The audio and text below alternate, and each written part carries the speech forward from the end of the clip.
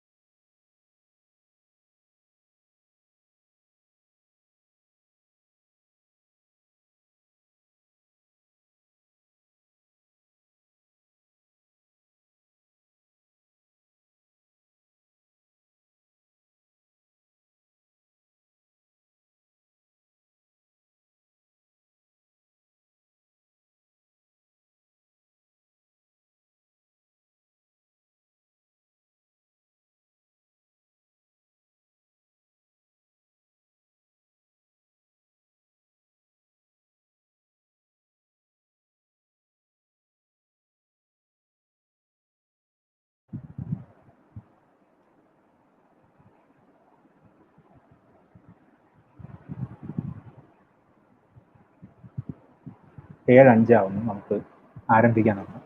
എല്ലാവർക്കും കേൾക്കാമോ പറയുന്നത്? ആരെങ്കിലും കമന്റ് ബോക്സിൽ ഒന്ന് ഇട്ട് കഴിഞ്ഞാൽ, ഞങ്ങൾ പറയുന്നത് കേൾക്കാൻ കഴിയുന്നെങ്കിൽ, വ്യക്തമായി കാണാൻ കഴിയുന്നെങ്കിൽ കമന്റ് ബോക്സിൽ ഇട്ട് കഴിഞ്ഞാൽ വളരെ സഹായമാവും.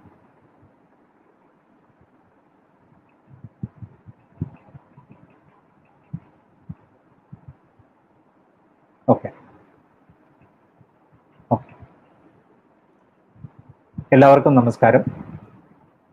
നേരത്തെ പറഞ്ഞിരുന്നത് പോലെ ഇന്ന് ഒരു പ്രഭാഷണ പരമ്പരയ്ക്ക് നമ്മൾ തുടക്കം കുറിക്കുകയാണ്. ഇന്ന് ഈ പരിപാടിയിലേക്ക് കടക്കുന്നതിന് മുമ്പ് വി സാംബശിവൻ ഫൗണ്ടേഷൻ എന്ന സംഘടനയെ പറ്റി ഒരുപക്ഷെ ഈ പേജിൽ ആദ്യമായി വരുന്നവർക്കായി ഒന്ന് പരിചയപ്പെടുത്തേണ്ട ആവശ്യകതയുണ്ട് എന്ന് ഞാൻ കരുതുന്നു. വി സാംബശിവൻ ഫൗണ്ടേഷൻ 2004 രൂപമെടുത്ത ഒരു സാംസ്കാരിക സംഘടനയാണ്. പേരിൽ സൂചിപ്പിക്കുന്നത് പോലെ തന്നെ അനശ്വരനായ കാഥികൻ വി സാംബശിവന്റെ സ്മരണാർത്ഥം സ്ഥാപിക്കപ്പെട്ട ഒരു സാംസ്കാരിക സംഘടനയാണ്. 2004 മുതൽ ഇന്ന് വരെയുള്ള ഈ കാലത്തിനിടയിൽ നിരവധി പരിപാടികൾ സംഘടിപ്പിക്കുവാൻ ഞങ്ങൾക്ക് കഴിഞ്ഞിട്ടുണ്ട്. ഇക്കഴിഞ്ഞ ഇടതുപക്ഷ സർക്കാരിൻ്റെ കാലത്ത് വി സാംബശിവന്റെ സ്മരണാർത്ഥം ഒരു സ്മാരകം അദ്ദേഹത്തിൻ്റെ ജന്മദേശമായ ചവറതെക്കും ഭാഗത്ത് സ്ഥാപിക്കപ്പെട്ടു കഴിഞ്ഞു. അതിൻ്റെ ഭാഗമായി നിരവധി പരിപാടികൾ നടന്നുകൊണ്ടിരിക്കുകയാണ്. അങ്ങനെ നടക്കുന്ന പരിപാടികളുടെ ഭാഗമായാണ് ഇങ്ങനെയൊരു പ്രഭാഷണ പരമ്പര തുടങ്ങണമെന്ന് ഞങ്ങൾ തീരുമാനിച്ചത്. അങ്ങനെ ഒരു തീരുമാനത്തിൽ എത്തിച്ചേരേണ്ടതിന് പലതായ കാരണങ്ങളുണ്ട്. കഥാപ്രസംഗം പോലൊരു ബോധന കലയ്ക്ക് പ്രഭാഷണം അതിൻ്റെ ഭാഗം തന്നെയാണ്. ഗൗരവമേറിയ വിഷയങ്ങളെ പറ്റിയുള്ള പ്രഭാഷണങ്ങൾ നടത്തുകയും അതുമായി ബന്ധപ്പെട്ടുള്ള ചർച്ചകൾ നമ്മുടെ സമൂഹത്തിൽ സജീവമാവുമ്പോഴാണ് കഥാപ്രസംഗം പോലെ ഗൗരവമേറിയ കലാരൂപങ്ങൾ കൂടുതൽ ശ്രദ്ധിക്കപ്പെടുകയും ചെയ്യുക. ഒരു സാംസ്കാരിക സംഘടന എന്ന നിലയിൽ ഇക്കാലയളവിൽ നടത്തിയിട്ടുള്ള പരിപാടികൾ ബഹുഭൂരിപക്ഷവും ഞങ്ങളുടെ ആസ്ഥാനമായ കൊല്ലത്ത് തന്നെയാണ് നടത്തിയിട്ടുള്ളത്. എന്നാൽ കഴിഞ്ഞ ഒരു വർഷക്കാലത്തിനിടയിൽ നമ്മുടെ ജീവിതങ്ങളിൽ വളരെ വലിയ മാറ്റങ്ങളാണ് സംഭവിച്ചിട്ടുള്ളത്. നമ്മളെല്ലാവരും ഇത്തരത്തിലുള്ള ഓൺലൈൻ സമ്മേളനങ്ങളിലേക്ക് ചേക്കേറുന്ന ഒരു പുതിയ അനുഭവം വന്നുകൂടിയിട്ടുണ്ട്. അതിന് ഗുണഫലങ്ങളുണ്ട്, ഒപ്പം ദോഷഫലങ്ങളുമുണ്ട്. ഒരു ഗുണഫലമായി നമുക്ക് കാണാൻ കഴിയുന്നത് കൂടുതൽ ആളുകളിലേക്ക് എത്താൻ കഴിയുന്നു എന്നതാണ്. ഒരുപക്ഷെ ഞങ്ങൾ നേരത്തെ കൊല്ലം എന്ന പ്രദേശത്ത് മാത്രം കേന്ദ്രീകരിച്ച് പ്രവർത്തിച്ചിരുന്ന ഒരു കാലത്ത് നിന്ന് വ്യത്യസ്തമായി ലോകത്തെല്ലായിടത്തുമുള്ള ആളുകളിലേക്ക് എത്തി ഞങ്ങളുടെ സംഘടനയുടെ സാംസ്കാരികവും രാഷ്ട്രീയവുമായ ഉദ്ദേശം എന്താണെന്ന് കൂടുതൽ നല്ല രീതിയിൽ പ്രചരിപ്പിക്കുവാൻ, ആ പ്രവർത്തനങ്ങളിൽ ഏർപ്പെടുവാൻ ഞങ്ങൾക്ക് കഴിയുന്നുണ്ട്. അങ്ങനെ ഒരു നല്ല വശം ഇത്തരത്തിലൊരു പുതിയ സമ്മേളനങ്ങളുടെയൊക്കെ ഈ ഒരു പുതിയ രൂപത്തിനുണ്ട് എന്ന് ഞങ്ങൾക്ക് തോന്നുന്നു. അങ്ങനെയാണ് ഞങ്ങൾ ഇത്തരത്തിലൊരു പ്രഭാഷണ പരമ്പരയ്ക്ക് തുടക്കം കുറിക്കുക എന്ന തീരുമാനത്തിലേക്ക് എത്തുന്നത്. ഇതിനു മുമ്പ് തന്നെ 1-2 ഓൺലൈൻ പരിപാടികൾ നടത്താനായി സാംബശിവന്റെ ജന്മദിനാഘോഷങ്ങളോട് അനുബന്ധിച്ച് ഒരു കഥാപ്രസംഗ മേള, ഞങ്ങൾക്ക് തോന്നുന്നത് ആദ്യമായി കേരളത്തിൽ നടക്കുന്ന ഒരു ഓൺലൈൻ കഥാപ്രസംഗ മേളയാണത്. 5 ദിവസം നീണ്ടു നിൽക്കുന്ന ഒരു കഥാപ്രസംഗ മേള സംഘടിപ്പിക്കുവാൻ ഞങ്ങൾക്ക് സാധിച്ചു. വളരെ വലിയ സ്വീകരണമാണ് അതിന് ലഭിച്ചത്. അതോടൊപ്പം അന്ന് അതിൻ്റെ ആ പരിപാടിക്ക് ശേഷമായി ഞങ്ങളുമായി ബന്ധപ്പെട്ട നിരവധി ആളുകൾ ഞങ്ങളോട് പറഞ്ഞത് മാസത്തിൽ ഒരു തവണയെങ്കിലും പരിപാടികൾ നടത്തണം എന്നതാണ്. അത് നടത്തേണ്ടുന്ന ആവശ്യകതയുണ്ടെന്ന് ഞങ്ങൾക്കും തോന്നി. അത് കഥാപ്രസംഗത്തിൽ മാത്രം ഒതുങ്ങി നിൽക്കരുത് എന്ന താല്പര്യവും ഞങ്ങൾക്കുണ്ടായിരുന്നു. അങ്ങനെയാണ് ഇത്തരത്തിലൊരു പ്രഭാഷണ പരമ്പരയ്ക്ക് തുടക്കം കുറിക്കുന്നത്. പ്രഭാഷണ പരമ്പരയ്ക്ക് തുടക്കം കുറിക്കുമ്പോൾ ഗൗരവമേറിയ ഒരു വിഷയം തന്നെ തുടങ്ങണം എന്നത് ഞങ്ങൾക്ക് നിർബന്ധമുണ്ടായിരുന്നു. അങ്ങനെയാണ് ശ്രീജിത്ത് ശിവരാമനെ ഞങ്ങൾ ബന്ധപ്പെടുന്നത്. അദ്ദേഹം സെന്റ് മേരീസ് കോളേജിലെ അധ്യാപകനാണ്, ഫിസിക്സ് അധ്യാപകനാണ്. ശാസ്ത്ര സംബന്ധിയായും ശാസ്ത്രവും സമൂഹവും എന്ന വിഷയത്തെ സംബന്ധിയായും നിരവധി ഗൗരവമേറിയ വായനയും ആഴമേറിയ വായനയും ഒക്കെയുള്ള ഒരാളാണ് അദ്ദേഹം. വളരെ കാലത്തെ അധ്യാപന പരിചയവും ഒപ്പം സംഘടനാ പരിചയവും ഒക്കെയുള്ള ഒരു രാഷ്ട്രീയ പ്രവർത്തകൻ കൂടിയാണ് അദ്ദേഹം. ആ നിലയിൽ ഞങ്ങളുടെ ഈ ക്ഷണം സ്വീകരിച്ച് ഇവിടെ ശ്രീജിത്ത് വന്നു ചേർന്നതിൽ ഞങ്ങൾക്ക് വളരെയധികം സന്തോഷമുണ്ട്. ഇന്ന് നമ്മുടെ പ്രഭാഷണത്തിന്റെ വിഷയം നമ്മൾ ഇതിനോടകം തന്നെ പ്രസിദ്ധീകരിച്ചതാണ്. ആ വിഷയത്തെ കേന്ദ്രീകരിച്ച് സംസാരിക്കുവാൻ ഏറ്റവും യോഗ്യനായ ഒരു വ്യക്തിയാണ് ശ്രീജിത്ത് എന്ന് ഞങ്ങൾ കരുതി. അങ്ങനെയാണ് അദ്ദേഹത്തെ ബന്ധപ്പെടുന്നതും അദ്ദേഹം വളരെ സൗമനസ്യത്തോടുകൂടി അതിന് തയ്യാറാവുകയും ചെയ്തിട്ടുണ്ട്. ഈ പരിപാടി കേൾക്കാനായി, ഈ പ്രഭാഷണം കേൾക്കാനായി ഈ പേജിലേക്ക് വന്നിട്ടുള്ള നിങ്ങളെ എല്ലാവരെയും സ്വാഗതം ചെയ്യുന്നു. ഒപ്പം പ്രഭാഷണത്തിനായി നമ്മോടൊപ്പം ചേരുന്ന ശ്രീജിത്ത് ശിവരാമനെ വളരെ സ്നേഹത്തോടുകൂടി സാംബശിവൻ ഫൗണ്ടേഷന് വേണ്ടി ഞങ്ങൾ സ്വാഗതം ചെയ്യുന്നു. അദ്ദേഹം തുടർന്ന് സംസാരിക്കും. നിങ്ങൾക്കുള്ള ചോദ്യങ്ങൾ, അഭിപ്രായങ്ങളൊക്കെ കമന്റ് ബോക്സിൽ ഇടാവുന്നതാണ്. അതിനുശേഷം, പ്രഭാഷണത്തിന് ശേഷം 40 മിനിറ്റോളം നീണ്ടു നിൽക്കും എന്നാണ് ഞങ്ങൾ കരുതുന്നത്. ആ പ്രഭാഷണത്തിന് ശേഷം അദ്ദേഹം ചോദ്യങ്ങൾക്കും നിങ്ങളുടെ അഭിപ്രായങ്ങൾക്കും ഒക്കെ മറുപടി പറയുന്നതായിരിക്കും. അപ്പോൾ അദ്ദേഹത്തിലേക്ക് ഞാൻ പോവുകയാണ്. ശ്രീജിത്ത്.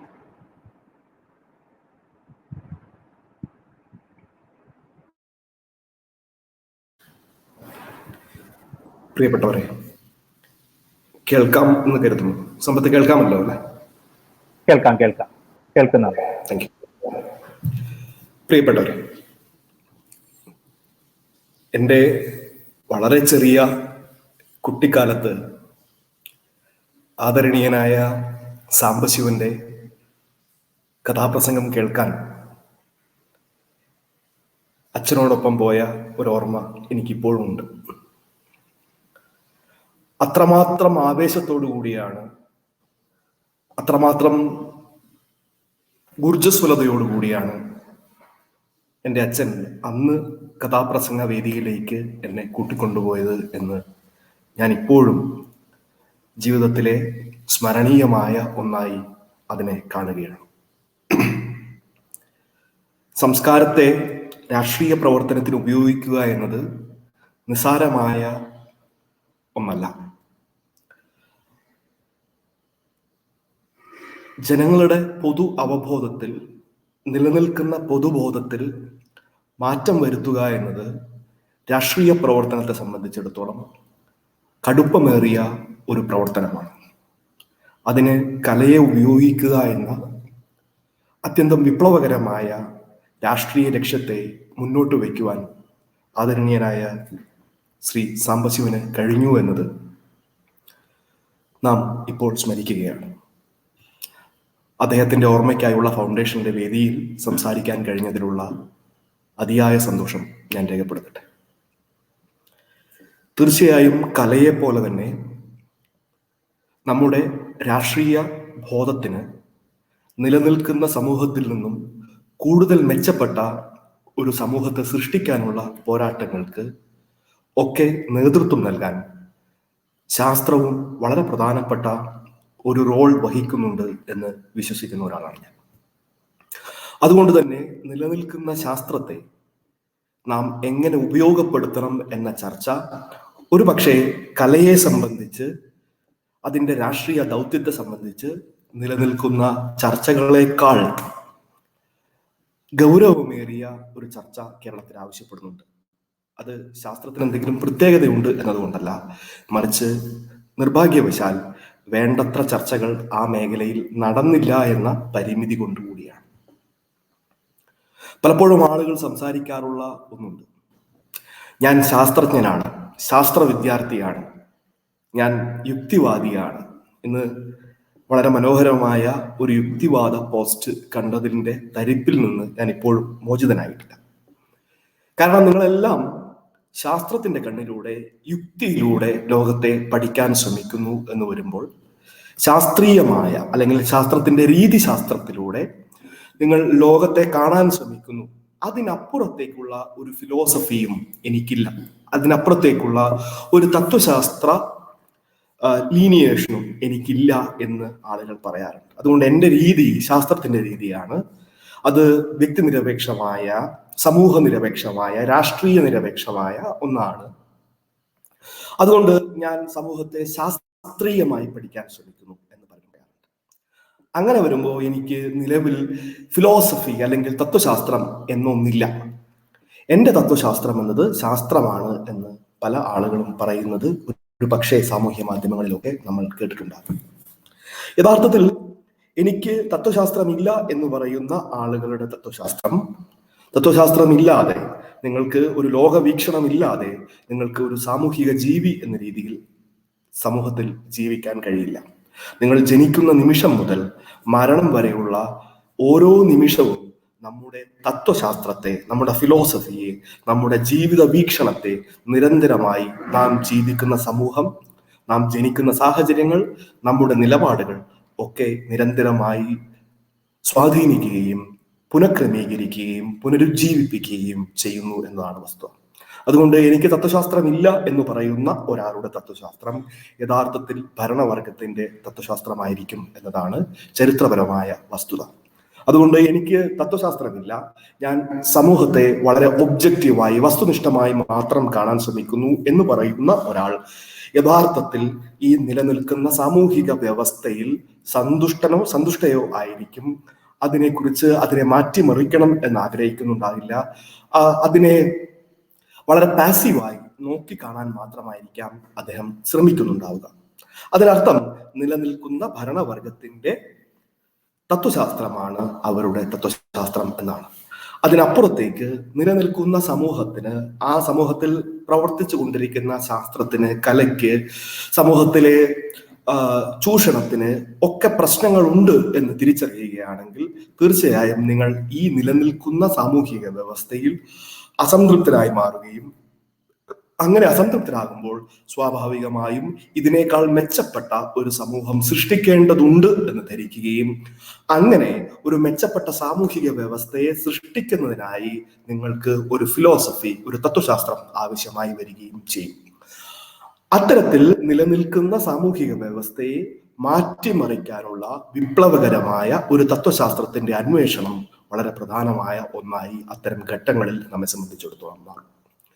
അതുകൊണ്ടാണ് ശാസ്ത്രത്തിന് ഒരു സാമൂഹിക ശാസ്ത്രമുണ്ട്, അല്ലെങ്കിൽ ശാസ്ത്രത്തിന് ഒരു തത്വശാസ്ത്രമുണ്ട് എന്ന് നാം പറയാറുള്ളത്. സയൻസിനെ സംബന്ധിച്ചിടത്തോളം അതിന് ഒരു ഫിലോസഫി ഉണ്ട് എന്നതിൻ്റെ വസ്തുത അതാണ്. യഥാർത്ഥത്തിൽ ശാസ്ത്രത്തെക്കുറിച്ചുള്ള അന്വേഷണങ്ങളിൽ നിന്ന് നേരത്തെ ഞാൻ സൂചിപ്പിച്ച കേവല യുക്തിവാദികൾ ഉൾപ്പെടെയുള്ള സമൂഹത്തെ ശാസ്ത്രീയമായി വിശകലനം ചെയ്യുന്നു എന്ന് അവകാശപ്പെടുന്ന ആളുകൾ പോലും പരാജയപ്പെടുന്ന ഒരു പ്രധാനപ്പെട്ട ഘടകം ശാസ്ത്രത്തിന്റെ വികാസത്തെ സംബന്ധിച്ച ചരിത്രവൽക്കരണത്തിലാണ്. എങ്ങനെയാണ് ശാസ്ത്രം കഴിഞ്ഞ 1.5 ലക്ഷം മുതൽ 2 ലക്ഷം വരെ വർഷങ്ങളായി ഭൂമുഖത്ത് ജീവിക്കുന്ന നിലനിൽക്കുന്ന മനുഷ്യനെ സംബന്ധിച്ചിടത്തോളം എങ്ങനെയാണ് ശാസ്ത്രത്തിന്റെ വികാസം ഉണ്ടായത് എന്ന ചരിത്രവൽക്കരണം അവരെ സംബന്ധിച്ചിടത്തോളം പ്രശ്നമായ ഒന്നാണ്. കാരണം കഴിഞ്ഞ ഒരു 10,000 വർഷത്തെ പഴക്കമാണ് നാം ഇന്ന് കാണുന്ന ശാസ്ത്രത്തെക്കുറിച്ചുള്ള അന്വേഷണങ്ങൾക്ക് ചിന്തകൾക്കുള്ളത് എന്ന് നാം കാണാൻ കഴിയും.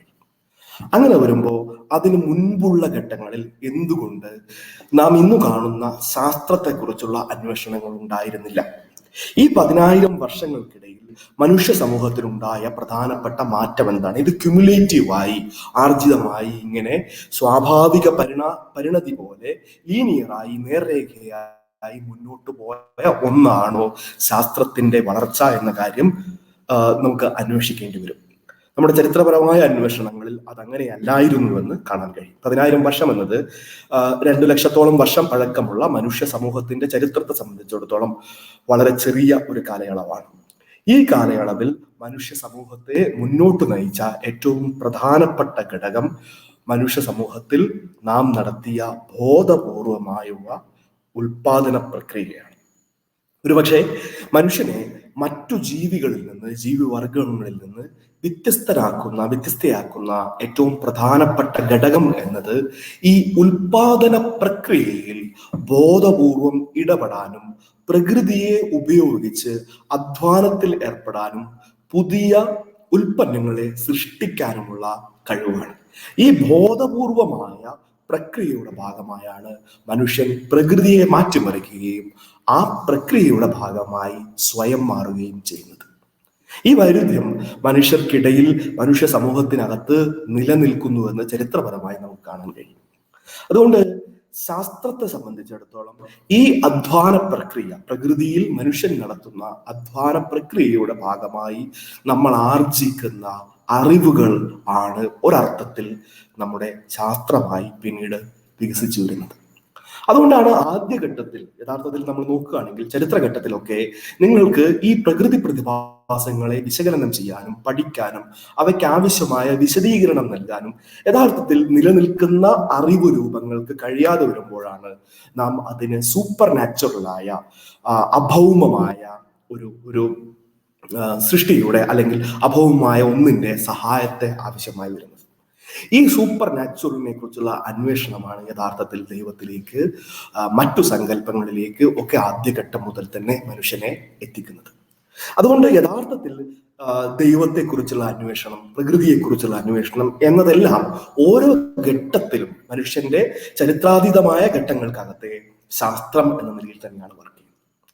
അവിടെ നിന്ന് വലിയ രീതിയിലുള്ള ഒരു മാറ്റം സാമൂഹിക വ്യവസ്ഥയിലുണ്ട്. ഉദാഹരണത്തിന് ഗ്രീക്ക് ഫിലോസഫിയുമായി ബന്ധപ്പെട്ട് ആദ്യമായി ഇത്തരത്തിലുള്ള ഒരു അഭൗമ പ്രകൃതി പ്രതിഭാസത്തിൽ നിന്ന് പുറത്തു നിന്നുകൊണ്ട് വസ്തുനിഷ്ഠമായി പ്രകൃതിയെ വിശകലനം ചെയ്യാനുള്ള ശ്രമങ്ങൾ ആരംഭിക്കുന്നു എന്നാണ്. നാം കാണുന്ന ലോകത്തെ, നമുക്ക് അനുഭവവേദ്യമായ ലോകത്തെ ആ അർത്ഥത്തിൽ വിശദീകരിക്കാനുള്ള ശ്രമങ്ങൾ ആരംഭിക്കുകയും അതിന് മറ്റൊരു എൻറ്റിറ്റിയുടെ, മറ്റൊരു അഭൗമമായ പ്രതിഭാസത്തിന്റെ ശക്തിയുടെ ആവശ്യം ഇല്ല എന്ന് തിരിച്ചറിയുകയും അതിന്റെ അടിസ്ഥാനത്തിൽ വിശദീകരിക്കാനുള്ള ശ്രമങ്ങൾ നടത്തുകയും ആ അറിവുകൾ പുതിയ നിഗമനങ്ങളിലേക്ക്, സിദ്ധാന്തങ്ങളിലേക്ക് എത്തുകയും ആ സിദ്ധാന്തങ്ങൾ വീണ്ടും വീണ്ടും പുതിയ പരീക്ഷണങ്ങൾക്കും നിരീക്ഷണങ്ങൾക്കും വിധേയമാക്കുകയും അത്തരം നിരീക്ഷണങ്ങളും പരീക്ഷണങ്ങളും ഓരോ തവണയും വിജയിക്കുമ്പോൾ അത് നിലനിൽക്കുന്ന നമ്മുടെ ബോധത്തെ അല്ലെങ്കിൽ സിദ്ധാന്തത്തെ കൊറോബറേറ്റ് ചെയ്യുക, ശക്തിപ്പെടുത്തുകയോ ചെയ്യുകയും അതല്ല, അത് തെറ്റാണെന്ന് പരീക്ഷണങ്ങളുടെ, നിരീക്ഷണങ്ങളുടെ ഭാഗമായി തെളിയിക്കുന്ന പക്ഷം നാം പുതിയ സിദ്ധാന്തങ്ങളിലേക്ക് കടക്കുകയും ചെയ്യുന്നു. ഇതാണ് ഒരു പക്ഷേ നാം ശാസ്ത്രത്തിന്റെ ഒരു രീതി എന്ന നിലയിൽ സ്വീകരിക്കപ്പെട്ടത്. ഇവിടെ അടിസ്ഥാനപരമായ ഒരു പ്രശ്നമുണ്ട്. ഇതാണ് ശാസ്ത്രത്തിന്റെ ഫിലോസഫിയെ കുറിച്ചുള്ള സങ്കല്പങ്ങളിൽ വളരെ ഗൗരവമായി നാം കാണേണ്ടത്. ശാസ്ത്രം എന്നതുകൊണ്ട് നമ്മൾ ഉദ്ദേശിക്കുന്നത് നാച്ചുറൽ സയൻസ് ആണെങ്കിൽ, പ്രകൃതി ശാസ്ത്രങ്ങളെയാണ് എങ്കിൽ, ഈ പ്രകൃതി ശാസ്ത്രങ്ങൾക്ക്, പ്രകൃതിയിലെ പ്രതിഭാസങ്ങൾക്ക് അല്ലെങ്കിൽ പ്രകൃതിക്ക് അസച്ച് ഒരർത്ഥത്തിൽ ഒരു വില്ലോ മറ്റെന്തെങ്കിലും ഇല്ല. ഉദാഹരണത്തിന് ഞാൻ പറയുകയാണെങ്കിൽ, ന്യൂട്ടോണിയൻ മെക്കാനിക്സ് ഉണ്ടായാലും ഇല്ലെങ്കിലും, ന്യൂട്ടോണിയൻ മെക്കാനിക്സ് നിലനിൽക്കുന്ന ഗുരുത്വാകർഷണത്തെയോ മറ്റു ഫലങ്ങളെയോ ഒക്കെ നിർവചിച്ചാലും ഇല്ലെങ്കിലും പ്രകൃതി, ഭൂമി സൂര്യന് ചുറ്റും പരിക്രമണം ചെയ്തുകൊണ്ടേയിരിക്കും, അല്ലെങ്കിൽ ഭൂമി ഭ്രമണം ചെയ്തുകൊണ്ടേയിരിക്കും. ഈ പ്രതിഭാസങ്ങൾ നമ്മുടെ വിശകലനത്തിനപ്പുറത്ത് സ്വയമായി തന്നെ നിലനിൽക്കും. പക്ഷെ മനുഷ്യൻ ഇവിടെ നിലനിൽക്കുന്നതിനകത്ത് ചില വ്യത്യാസമുണ്ട്. ഇവിടെ മനുഷ്യൻ ഒരു സാമൂഹിക ജീവി എന്ന നിലയ്ക്ക് മനുഷ്യനെ സംബന്ധിച്ചിടത്തോളം മറ്റ് പ്രകൃതിയിലെ പ്രതിഭാസങ്ങളിൽ നിന്ന്, പ്രകൃതിയിൽ നിന്ന് വ്യത്യസ്തനായി മനുഷ്യനെ സംബന്ധിച്ചിടത്തോളം, മനുഷ്യനെ സമൂഹത്തെ സംബന്ധിച്ചിടത്തോളം നേരത്തെ സൂചിപ്പിച്ച അധ്വാന ശക്തിയുടെ ഭാഗമായി മനുഷ്യന് വിൽ എന്ന് പറയുന്ന, അല്ലെങ്കിൽ ഇടപെടാനുള്ള ശേഷി, മാറ്റിമറിക്കാനുള്ള ശേഷി, ഭാവിയെ നിശ്ചയിക്കാനുള്ള ശേഷി, ആസൂത്രണം ചെയ്യാനുള്ള ശേഷി തുടങ്ങിയ വ്യത്യസ്തമായ തലങ്ങൾ മനുഷ്യ സമൂഹത്തിന് സാധ്യമാണ്. ഇതാണ് അടിസ്ഥാനപരമായുള്ള ഒരു വ്യത്യാസമായി സാമൂഹിക പ്രതിഭാസങ്ങളും പ്രകൃതി പ്രതിഭാസങ്ങളും തമ്മിലുള്ള ഘടനയെ സംബന്ധിച്ച് നാം മനസ്സിലാക്കേണ്ട ഏറ്റവും പ്രധാനപ്പെട്ട ഒരു ഘടകം. അങ്ങനെ വരുമ്പോൾ സ്വാഭാവികമായും ശാസ്ത്രം എന്നത്, അല്ലെങ്കിൽ പ്രകൃതി പ്രതിഭാസങ്ങൾ എന്നത് സാമൂഹിക നിരപേക്ഷമാണ് എങ്കിലും ആ ശാസ്ത്രം എന്നത് ഒരു പ്രവർത്തന മണ്ഡലം കൂടിയാണ്. മനുഷ്യൻ പ്രകൃതിയെ വെറുതെ പഠിക്കുക മാത്രമല്ല, ആ പഠനത്തിന്റെ അടിസ്ഥാനത്തിൽ അതിൽ പ്രയോഗതലം കൂടി സാധ്യമാകുന്നുണ്ട്. ഈ അറിവിനെ മനുഷ്യർ പ്രയോഗിക്കുന്നു കൂടിയുണ്ട്. ഇവിടെയാണ് ശാസ്ത്രത്തിന്റെ ഒരു പുതിയ തലം നമ്മുടെ മുമ്പിലേക്ക് വരുന്നത്. കേവലമായി പ്രകൃതി പ്രതിഭാസങ്ങളെ പഠിക്കുകയോ നിർദ്ധാരണം ചെയ്യുകയോ മാത്രമല്ല, മറിച്ച് ഇങ്ങനെ ലഭ്യമാകുന്ന അറിവുകളെ ഉൽപാദന പ്രക്രിയയ്ക്ക് വേണ്ടി, അല്ലെങ്കിൽ മറ്റ് ഉൽപാദനത്തിന് വേണ്ടി തന്നെ കൃത്യമായി ഉപയോഗിക്കുവാനുള്ള ഒരു ശേഷി മനുഷ്യ സമൂഹത്തെ സംബന്ധിച്ചിടത്തോളം ഉണ്ട്. ഇവിടെ ആണ് ശാസ്ത്രത്തിന്റെ സാമൂഹികമായ റോൾ, ദൗത്യം പ്രധാനമായും കിടക്കുന്നത്. കാരണം നമ്മൾ ഈ പ്രയോഗം നടത്തുന്ന സമൂഹം എന്നത് നേരത്തെ കാണിച്ച പ്രകൃതിയെ പോലെ ഉള്ള ഒന്നല്ല, മറിച്ച് അതിൽ നിന്ന് വ്യത്യസ്തമായ തലത്തിൽ ചൂഷണങ്ങൾ പ്രവർത്തിക്കുന്ന, എല്ലാ മനുഷ്യരും ഒരുപോലെ ചിന്തിക്കുകയും ഒരുപോലെ പ്രവർത്തിക്കുകയും ചെയ്യുന്ന ഒരു ഐഡിയൽ സൊസൈറ്റിക്കകത്തല്ല നിങ്ങളുടെ ശാസ്ത്രത്തെ നിങ്ങൾ പ്രയോഗിക്കാൻ വേണ്ടി തയ്യാറാകുന്നത്. മറിച്ച് നിങ്ങൾ ശാസ്ത്രത്തെ പ്രയോഗിക്കാൻ വേണ്ടി തയ്യാറാകുന്നത് വർഗവിഭജിതമായ ഒരു സാമൂഹിക വ്യവസ്ഥയ്ക്കകത്താണ്. ഞാൻ പറഞ്ഞ ഉദാഹരണത്തെ കുറച്ചുകൂടി വ്യക്തമായി പറയണമെങ്കിൽ, ഇപ്പം പലപ്പോഴും രസകരമായ ഒരു വസ്തുത, നിങ്ങൾ നവയുക്തിവാദികളോട്, കേവല യുക്തിവാദികളോട് ഒക്കെ എന്തുകൊണ്ടാണ് സമൂഹത്തിലെ ശാസ്ത്രത്തിന്റെ, നമ്മൾ ഇപ്പോൾ കാണുന്ന ആധുനിക ശാസ്ത്രം എന്നത് ഒരു പക്ഷേ 15-ാം നൂറ്റാണ്ടിന് ശേഷമുള്ള, ഗലീലിയോയ്ക്ക് ശേഷമുള്ള ഒന്നായിട്ടാണ് പൊതുവെ നാം വിലയിരുത്താറുള്ളത്. 15-ാം നൂറ്റാണ്ടിന് ശേഷമാണ് ശാസ്ത്രത്തിൽ വലിയ രീതിയിലുള്ള വളർച്ച, എക്സ്പോണൻഷ്യൽ എന്ന് തന്നെ വിളിക്കാവുന്ന ഗ്രോത്ത് ഉണ്ടായിട്ടുണ്ട്. എന്താണ് ഈ 15-ാം നൂറ്റാണ്ടിന് ശേഷം ഇത്ര വലിയ മാറ്റം ശാസ്ത്രരംഗത്ത്? ഇന്ന് നിങ്ങൾ +2 മുതൽ പഠിക്കുന്ന, അല്ലെങ്കിൽ സ്കൂൾ തലം മുതൽ നമ്മൾ പഠിക്കുന്ന ശാസ്ത്രത്തിന്റെ സിദ്ധാന്തങ്ങൾ മുഴുവൻ, അല്ലെങ്കിൽ നമ്മൾ പഠിക്കുന്ന ശാസ്ത്രജ്ഞന്മാർ മുഴുവൻ ഏതാണ്ട് 15-ാം നൂറ്റാണ്ടിന് ശേഷമുള്ളതാണ് എന്ന് നമുക്ക് കാണാൻ കഴിയും. അങ്ങനെ വരുമ്പോൾ എന്താണ് ഈ 15-ാം നൂറ്റാണ്ടിന് ശേഷം ഉണ്ടായ ചരിത്രപരമായ മാറ്റം എന്ന് കാണാറുണ്ട്. അതുമാത്രമല്ല, സ്ഥലപരമായി നോക്കുകയാണെങ്കിൽ 15-ാം നൂറ്റാണ്ടിന് ശേഷം ഈ മുന്നേറ്റങ്ങൾ പ്രധാനമായും നടന്നിട്ടുള്ളത് യൂറോപ്യൻ കോണ്ടിനെന്റിലാണ്, യൂറോപ്യൻ രാജ്യങ്ങളിലാണ് എന്നതും കാണാൻ കഴിയും. അങ്ങനെ വരുമ്പോൾ സ്വാഭാവികമായും എന്തുകൊണ്ട് 15-ാം നൂറ്റാണ്ടിന് ശേഷം യൂറോപ്പിനെ കേന്ദ്രീകരിച്ചുകൊണ്ട് ഈ സാമൂഹിക മാറ്റം ശാസ്ത്രരംഗത്തുണ്ടായ കുതിച്ചുചാട്ടം ഉണ്ടായി എന്ന അന്വേഷണം നേരത്തെ സൂചിപ്പിച്ച ക്യുമുലേറ്റീവായ ശാസ്ത്രം എന്നത് സാധാരണഗതിയിൽ ഉയർന്നു വരുന്ന ഒന്നായി, സാധാരണഗതിയിൽ അറിവുകൾ ഇങ്ങനെ ക്യുമുലേറ്റ് ചെയ്ത് അടുക്കി വെച്ച് സാവധാനം ഉണ്ടാകുന്ന നേർരേഖാപരമായ ഒന്നാണ് എന്ന് നിങ്ങൾ സ്ഥാപിക്കാൻ ശ്രമിച്ചാൽ ഇത്തരമൊരു ഉത്തരം സാധ്യമായി വരില്ല.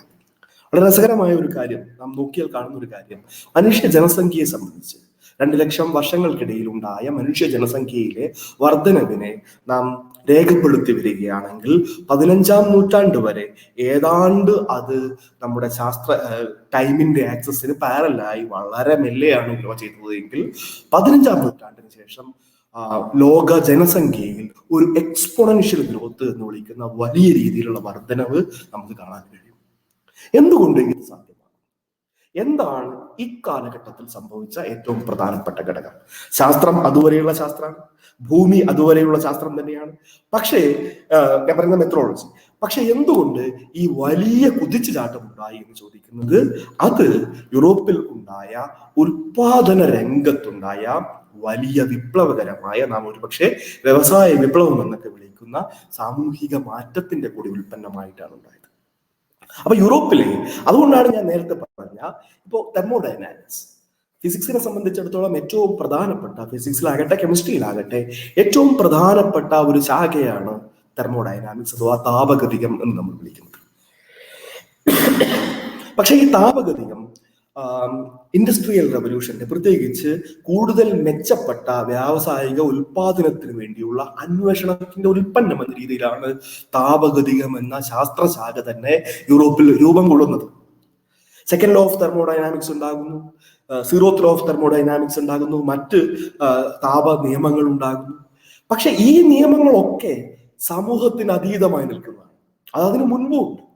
സെക്കൻഡ് ലോ ഓഫ് തെർമോഡൈനാമിക്സ് പ്രപഞ്ച ആദികാലം മുതൽ തന്നെ നിലനിൽക്കുന്നുണ്ട്. പക്ഷെ മനുഷ്യൻ അത് മുന്നോട്ട് വെക്കുന്നു.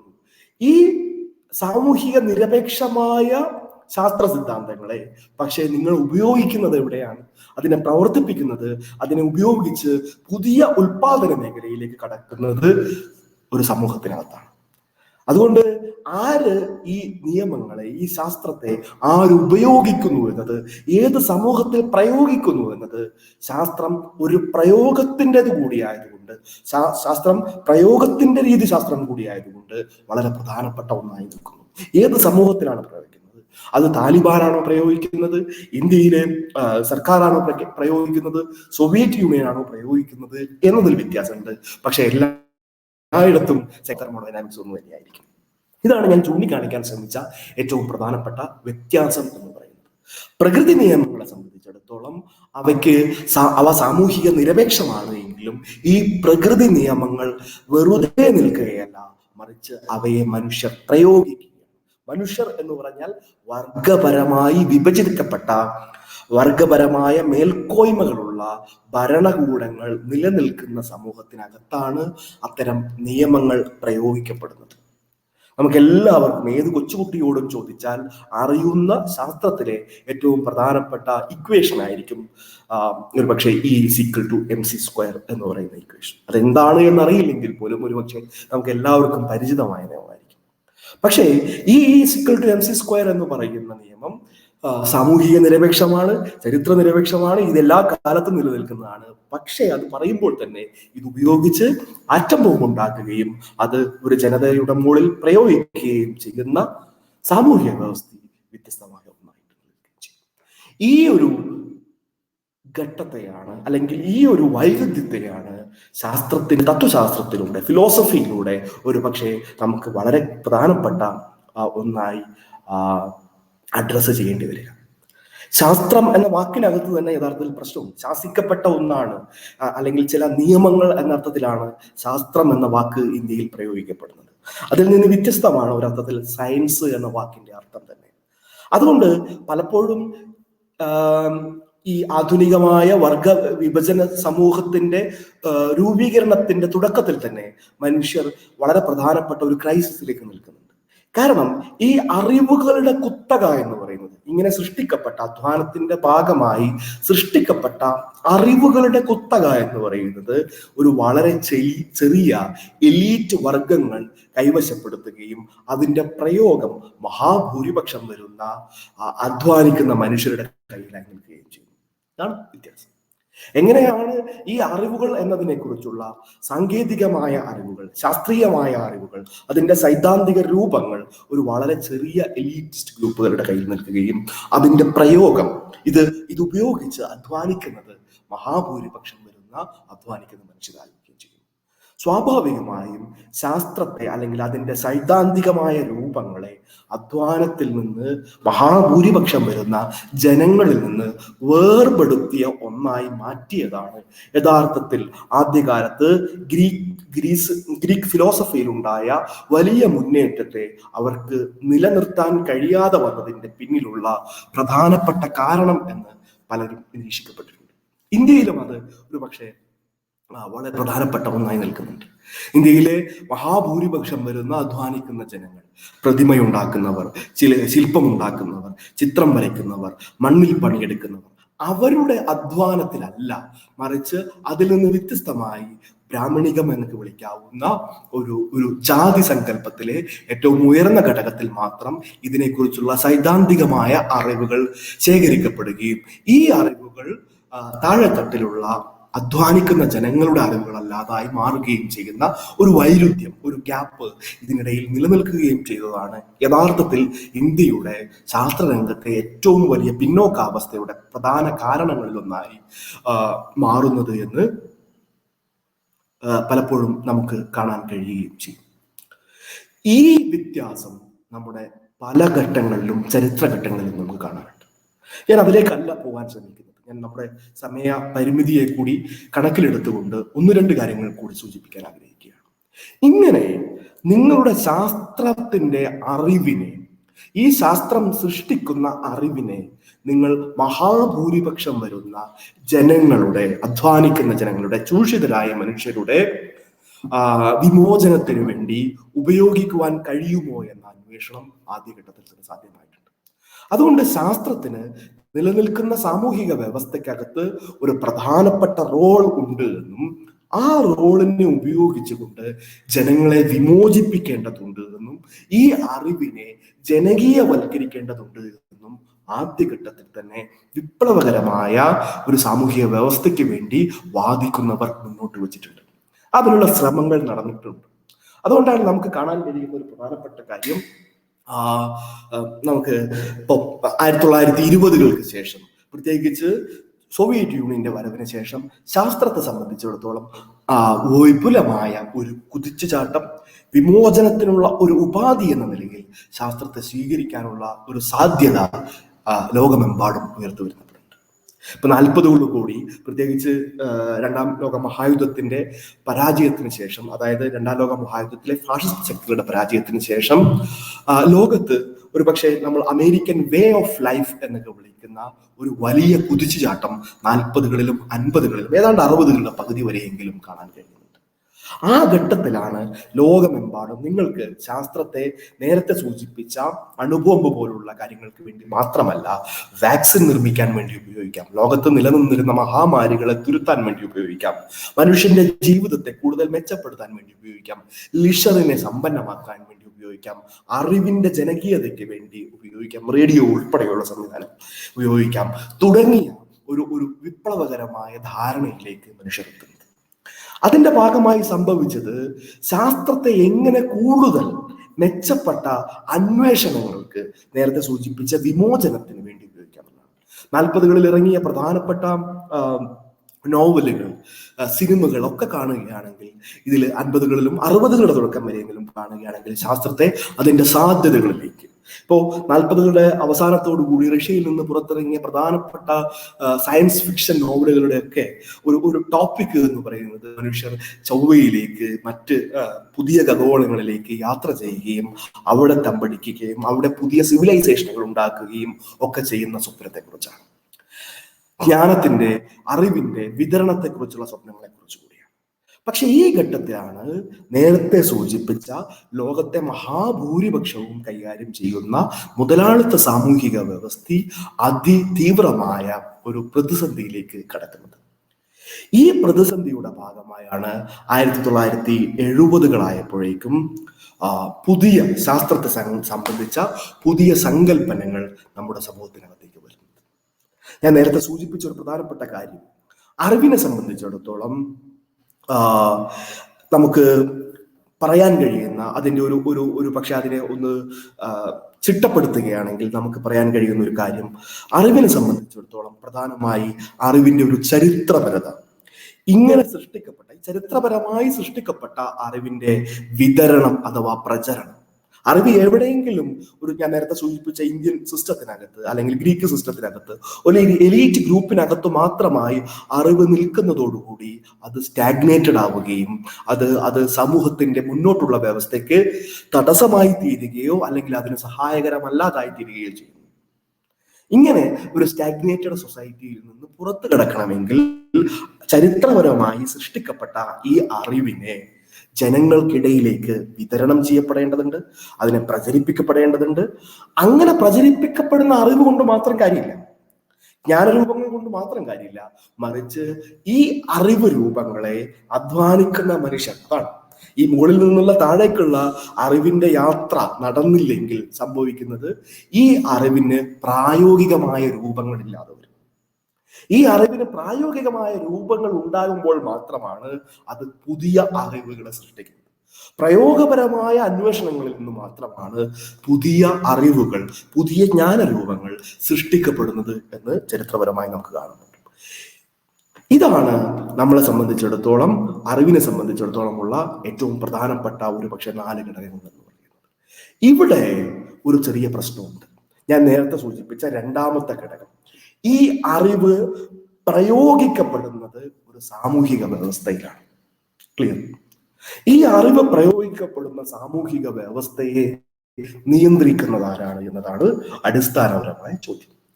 ഈ അറിവ് സൃഷ്ടിക്കപ്പെടുകയും അതിനെ പ്രയോഗത്തിൽ വരുത്തുകയും ചെയ്യുന്ന സാമൂഹിക വ്യവസ്ഥിതി മൂലധനമാണ് നിയന്ത്രിക്കുന്നത് എങ്കിൽ, ക്യാപിറ്റലാണ് നിയന്ത്രിക്കുന്നത് എങ്കിൽ, സ്വാഭാവികമായും മൂലധനത്തെ സംബന്ധിച്ചിടത്തോളം മാർക്സിന്റെ വളരെ മനോഹരമായ ഒരു പ്രയോഗമുണ്ട്.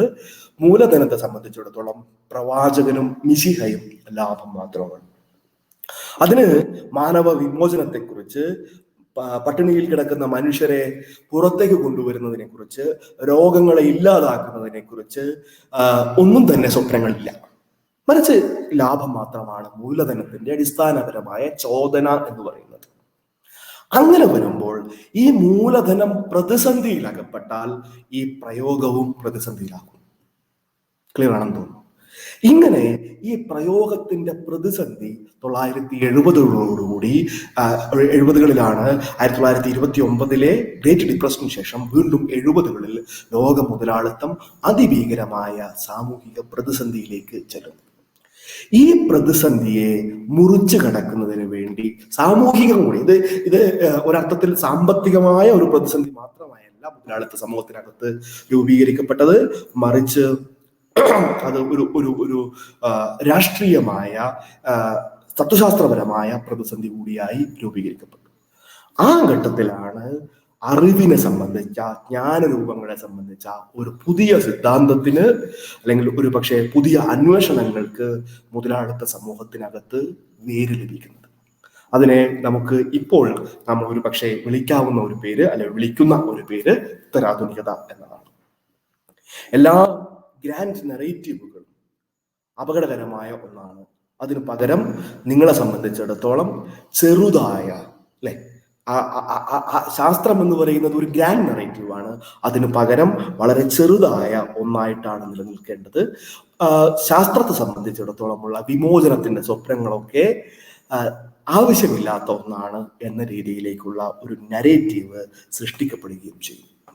90കളോടുകൂടി ഇത് വളരെ പ്രബലമായി. 90കളോടുകൂടി എന്ന് പറയുന്നതിനകത്ത് 80കളിലാണ് മാർഗരറ്റ് താച്ചറും റൊണാൾഡ് റീഗനും നവലിബറൽ നയങ്ങളുടെ, ഒരുപക്ഷെ നവലിബറൽ നയങ്ങളുടെ, സാമൂഹ്യ വ്യവസ്ഥക്കകത്തുള്ള നവലിബറൽ നയങ്ങളുടെ ഒരു യുക്തി എന്ന നിലയിൽ, അല്ലെങ്കിൽ അതിന്റെ ഒരു സൈദ്ധാന്തിക രൂപം എന്ന നിലയിൽ കൂടിയാണ് ഉത്തരാധുനികത ഈ സാമൂഹ്യ വ്യവസ്ഥയിലേക്ക് കടന്നു വരികയും കൂടി ചെയ്യുന്നത്. അതുകൊണ്ട് ആ ഘട്ടത്തിൽ ഉണ്ടായ ഒരു പ്രധാനപ്പെട്ട പ്രശ്നം എന്ന് പറയുന്നത്, നിങ്ങൾ ഇതിനെ പുറത്തു കടക്കാൻ വേണ്ടി ശ്രമിക്കേണ്ടതില്ല, നിങ്ങൾ മനുഷ്യ വിമോചനത്തെ കുറിച്ചുള്ള സ്വപ്നങ്ങൾ മുന്നോട്ട് വയ്ക്കേണ്ടതില്ല എന്ന് പറയും. ഇതിന് മറ്റൊരു തലം കൂടിയുണ്ട്. ആ തലത്തെ കൂടിയാണ് ഞാൻ അഡ്രസ്സ് ചെയ്യാൻ ശ്രമിക്കുന്നത്. ഇത് ലോകമെമ്പാടുമുള്ള തൊഴിലാളി വർഗ പ്രസ്ഥാനങ്ങളുടെ, അല്ലെങ്കിൽ മാർക്സിസ്റ്റുകൾ എന്ന് പൊതുവെ വിളിക്കുന്നവരുടെ വിമോചന പ്രത്യയശാസ്ത്രങ്ങളുടെ ഒക്കെ ഒരു പ്രതിസന്ധിയുടെ കൂടി ഭാഗമായിട്ടാണ് രൂപപ്പെടുന്നത്. അതെന്താ കാരണം? ഇപ്പോ 1945 രണ്ടാം ലോക മഹായുദ്ധം അവസാനിച്ചതിന് ശേഷം വലിയ രീതിയിലുള്ള വളർച്ച വ്യാവസായിക മുതലാളിത്ത രാജ്യങ്ങളിൽ സാധ്യമായി. അമേരിക്ക വലിയ രീതിയിൽ വ്യവസായവൽക്കരണം ഉണ്ടാകുന്നു, കൂടുതൽ ജനങ്ങൾക്ക് ലിഷർ ഉണ്ടാകുന്നു. അമേരിക്കയിൽ തന്നെ ഏറ്റവും കുറഞ്ഞ തൊഴിലില്ലായ്മയിലേക്ക് മഹാഭൂരിപക്ഷം വരുന്ന ജനങ്ങൾക്ക് തൊഴിൽ ലഭിക്കുന്ന അവസ്ഥയിലേക്ക് എത്തുന്നു. മറുവശത്ത് സോവിയറ്റ് യൂണിയൻ കൂടുതൽ മെച്ചപ്പെട്ട ഒരു സാമൂഹിക വ്യവസ്ഥയെക്കുറിച്ചുള്ള അന്വേഷണങ്ങൾ നടത്തുന്നു. ഈ രീതിയിലുള്ള ഒരു വലിയ ഉണർവ് 50കളോടുകൂടി ലോകമെമ്പാടും മനുഷ്യർക്കുണ്ടാകുന്നുണ്ട്.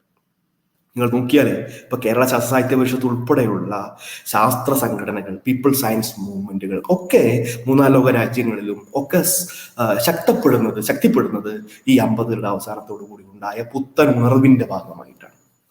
പക്ഷെ 70കളാകുമ്പോഴേക്കും ഉണ്ടാകുന്ന ഒരു പ്രതിസന്ധി എന്താ? നമ്മൾ പ്രതീക്ഷിച്ചത് ലോകമെമ്പാടും മുതലാളിത്തം അതിശക്തമായി വരുന്നു. സ്വാഭാവികമായും ഈ മുതലാളിത്ത വികാസത്തിന്റെ ഭാഗമായി മുതലാളിത്ത സാമൂഹിക വ്യവസ്ഥയുടെ തന്നെ ഗ്രേവ് ഡിഗേഴ്സ് ആയ ശവക്കുഴി തോണ്ടുന്ന തൊഴിലാളി വർഗവും ശക്തിപ്പെടണം. കാരണം ഉൽപാദന മുതലാളിത്തം വലിയ രീതിയിൽ ശക്തിപ്പെട്ടുകൊണ്ടിരിക്കുകയാണ്. അങ്ങനെ വരുമ്പോ ലോകമെമ്പാടും തൊഴിലാളി വർഗം ശക്തിപ്പെടണം. തൊഴിലാളി വർഗം ലോകമെമ്പാടും ശക്തിപ്പെടുന്നതോടുകൂടി എന്ത് സംഭവിക്കും? സ്വാഭാവികമായും മുതലാളിത്ത സാമൂഹ്യ വ്യവസ്ഥയ്ക്കെതിരായ വലിയ രീതിയിലുള്ള മുന്നേറ്റങ്ങൾ അമേരിക്ക ഉൾപ്പെടെയുള്ള രാജ്യങ്ങളിൽ, പശ്ചിമ യൂറോപ്യൻ രാജ്യങ്ങളിൽ, വികസിത രാജ്യങ്ങളിൽ രൂപപ്പെടും. അതുകൊണ്ടാണ് 60കളുടെ അവസാനമൊക്കെ ആയപ്പോൾ, 60കളുടെ തുടക്കമൊക്കെ ആയപ്പോൾ, 50കളുടെ അവസാനത്തോടു കൂടി ലോകമെമ്പാടും ഉണ്ടായിരുന്ന മാർക്സിസ്റ്റുകൾ വലിയ രീതിയിലുള്ള പ്രതീക്ഷ മുന്നോട്ട് വെച്ചതാ. ഒരു 10-15 വർഷത്തോടു കൂടി അമേരിക്ക ഉൾപ്പെടെയുള്ള വികസിത മുതലാളിത്ത രാജ്യങ്ങളിലെ തൊഴിലാളി വർഗം അതിശക്തമായി തീരുകയും ഒരു പക്ഷേ ഒരു ലോക വിപ്ലവത്തിലേക്ക് കാര്യങ്ങൾ എത്തുകയും ചെയ്യും. പക്ഷെ 70കളായപ്പോഴേക്കും ഒരു കാര്യം മനസ്സിലായി, മുതലാളിത്തം ശക്തിപ്പെടുന്നു എന്ന് മാത്രമല്ല, പലപ്പോഴും ഈ രാജ്യങ്ങളിലെ തൊഴിലാളി വർഗ പോരാട്ടങ്ങൾ വേണ്ടത്ര ശക്തിപ്പെടുകയോ ബദലുകളായി മാറുകയോ ചെയ്യുന്നില്ല. ഇതെന്തുകൊണ്ട് എന്ന അന്വേഷണം 60കളുടെ അവസാനത്തോടുകൂടി 70കളോടുകൂടി ഞാൻ നേരത്തെ പറഞ്ഞ നവലിബറലിസത്തെ കുറിച്ചുള്ള അന്വേഷണത്തിന് പാരലായി ഇടതുഭാഗത്തു നിന്നും ആരംഭിക്കാൻ തുടങ്ങി. ആ ഘട്ടത്തിലാണ് സംസ്കാരം എന്ന വളരെ പ്രധാനപ്പെട്ട ഒന്നിനെ മുന്നോട്ട് വയ്ക്കാൻ ലോകമെമ്പാടുമുള്ള മാർക്സിസ്റ്റുകൾ തയ്യാറായത്. സ്വാഭാവികമായും നമ്മുടെ ഭൗതിക താല്പര്യങ്ങളാണ്, മെറ്റീരിയലിസ്റ്റ് ഇൻട്രസ്റ്റുകളാണ് നമ്മുടെ സംസ്കാരത്തെ നിശ്ചയിക്കുന്നത് എന്ന മാർക്സിസ്റ്റ് പൊസിഷനിൽ നിന്ന് തികച്ചും വ്യത്യസ്തമായി അതിനെ തിരിച്ചിട്ട് സംസ്കാരമാണ് നമ്മുടെ ഭൗതിക താല്പര്യങ്ങളെ നിയന്ത്രിക്കുന്നത്, അതിന് ചോദന നൽകുന്നത് എന്നത് കൊണ്ട് സംസ്കാരത്തെ കേന്ദ്രസ്ഥാനത്തേക്ക് കൊണ്ടുവരിക എന്ന ഒരു ആശയം 60കളുടെ അവസാനത്തോടു കൂടി, നേരത്തെ പറഞ്ഞ 70കളോടുകൂടി മാർക്സിസ്റ്റ് സൈദ്ധാന്തികർക്കിടയിൽ തന്നെ, പ്രത്യേകിച്ച് വെസ്റ്റേൺ മാർക്സിസ്റ്റുകൾക്കിടയിൽ വലിയ രീതിയിൽ ശക്തമായി മുന്നോട്ട് വരികയും ചെയ്തു. ഈ അന്വേഷണങ്ങൾ കൂടി പുതിയ ഘട്ടത്തിലേക്ക്, നേരത്തെ പറഞ്ഞ പരമ്പരാഗതം എന്ന് വിളിക്കാവുന്ന മാർക്സിസ്റ്റ് പൊസിഷനിൽ നിന്ന് വ്യത്യസ്തമായി സൂപ്പർ സ്ട്രക്ചർ അല്ലെങ്കിൽ എന്താ പറയുക, സംസ്കാരത്തെ പ്രധാന കേന്ദ്രമാക്കുന്ന. അതുകൊണ്ടാണ് ഉദാഹരണത്തിന് ബ്രിട്ടനിൽ വളരെ ശക്തമായ മൈനിങ് തൊഴിലാളികളുടെ പണിമുടക്കുകളും തൊഴിലാളി വർഗ മുന്നേറ്റങ്ങളും ഒക്കെ നടക്കുന്ന ഘട്ടത്തിലാണ് മാർഗരറ്റ് താച്ചർ അധികാരത്തിൽ വരുന്നത്. അപ്പൊ ബ്രിട്ടീഷ് കമ്മ്യൂണിസ്റ്റ് പാർട്ടി എന്തുകൊണ്ടാണ് ഇങ്ങനെ സംഭവിക്കുന്നത് എന്ന അന്വേഷണം വളരെ ഗൗരവമായിട്ട് നടത്തി. അപ്പൊ അവർ കണ്ടെത്തിയ ഒരു കാര്യം രസകരമാണ്. ഇപ്പോഴത്തെ നമ്മൾ കുറെ കൂടി മെച്ചപ്പെട്ട ഒരു അവസ്ഥയിൽ നിന്ന് അതിനെ നോക്കുകയാണെങ്കിൽ അവർ പറഞ്ഞ ഒരു പ്രധാനപ്പെട്ട കാര്യം, ഗേ, ജെൻഡർ, പരിസ്ഥിതി തുടങ്ങിയ വ്യവഹാരങ്ങൾക്ക് മുകളിലായി തൊഴിലാളി വർഗത്തെ പ്രിവിലേജ്, ചില പ്രയോഗങ്ങളൊക്കെ നമ്മൾ നോക്കണം. ഈ ഗേ, ജെൻഡർ, പരിസ്ഥിതി തുടങ്ങിയ വ്യവഹാരങ്ങൾ, ഡിസ്കോഴ്സുകൾക്ക് മുകളിലായി തൊഴിലാളി വർഗത്തിന്റെ വർഗ താല്പര്യത്തെ പ്രിവിലേജ് ചെയ്തതുകൊണ്ടാണ് നമുക്ക് ഈ പരാജയം സംഭവിക്കാനുള്ള പ്രധാനപ്പെട്ട കാരണം എന്ന് അവർ കണ്ടെത്തി.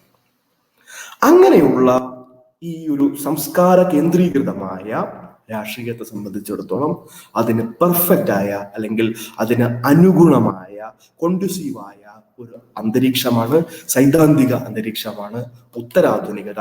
ഇപ്പുറത്ത് നവലിബറൽ രാഷ്ട്രീയ സമ്പദ് വ്യവസ്ഥയുടെ സൈദ്ധാന്തിക രൂപം എന്ന നിലയിൽ പ്രൊവൈഡ് ചെയ്യുകയും ചെയ്തത്.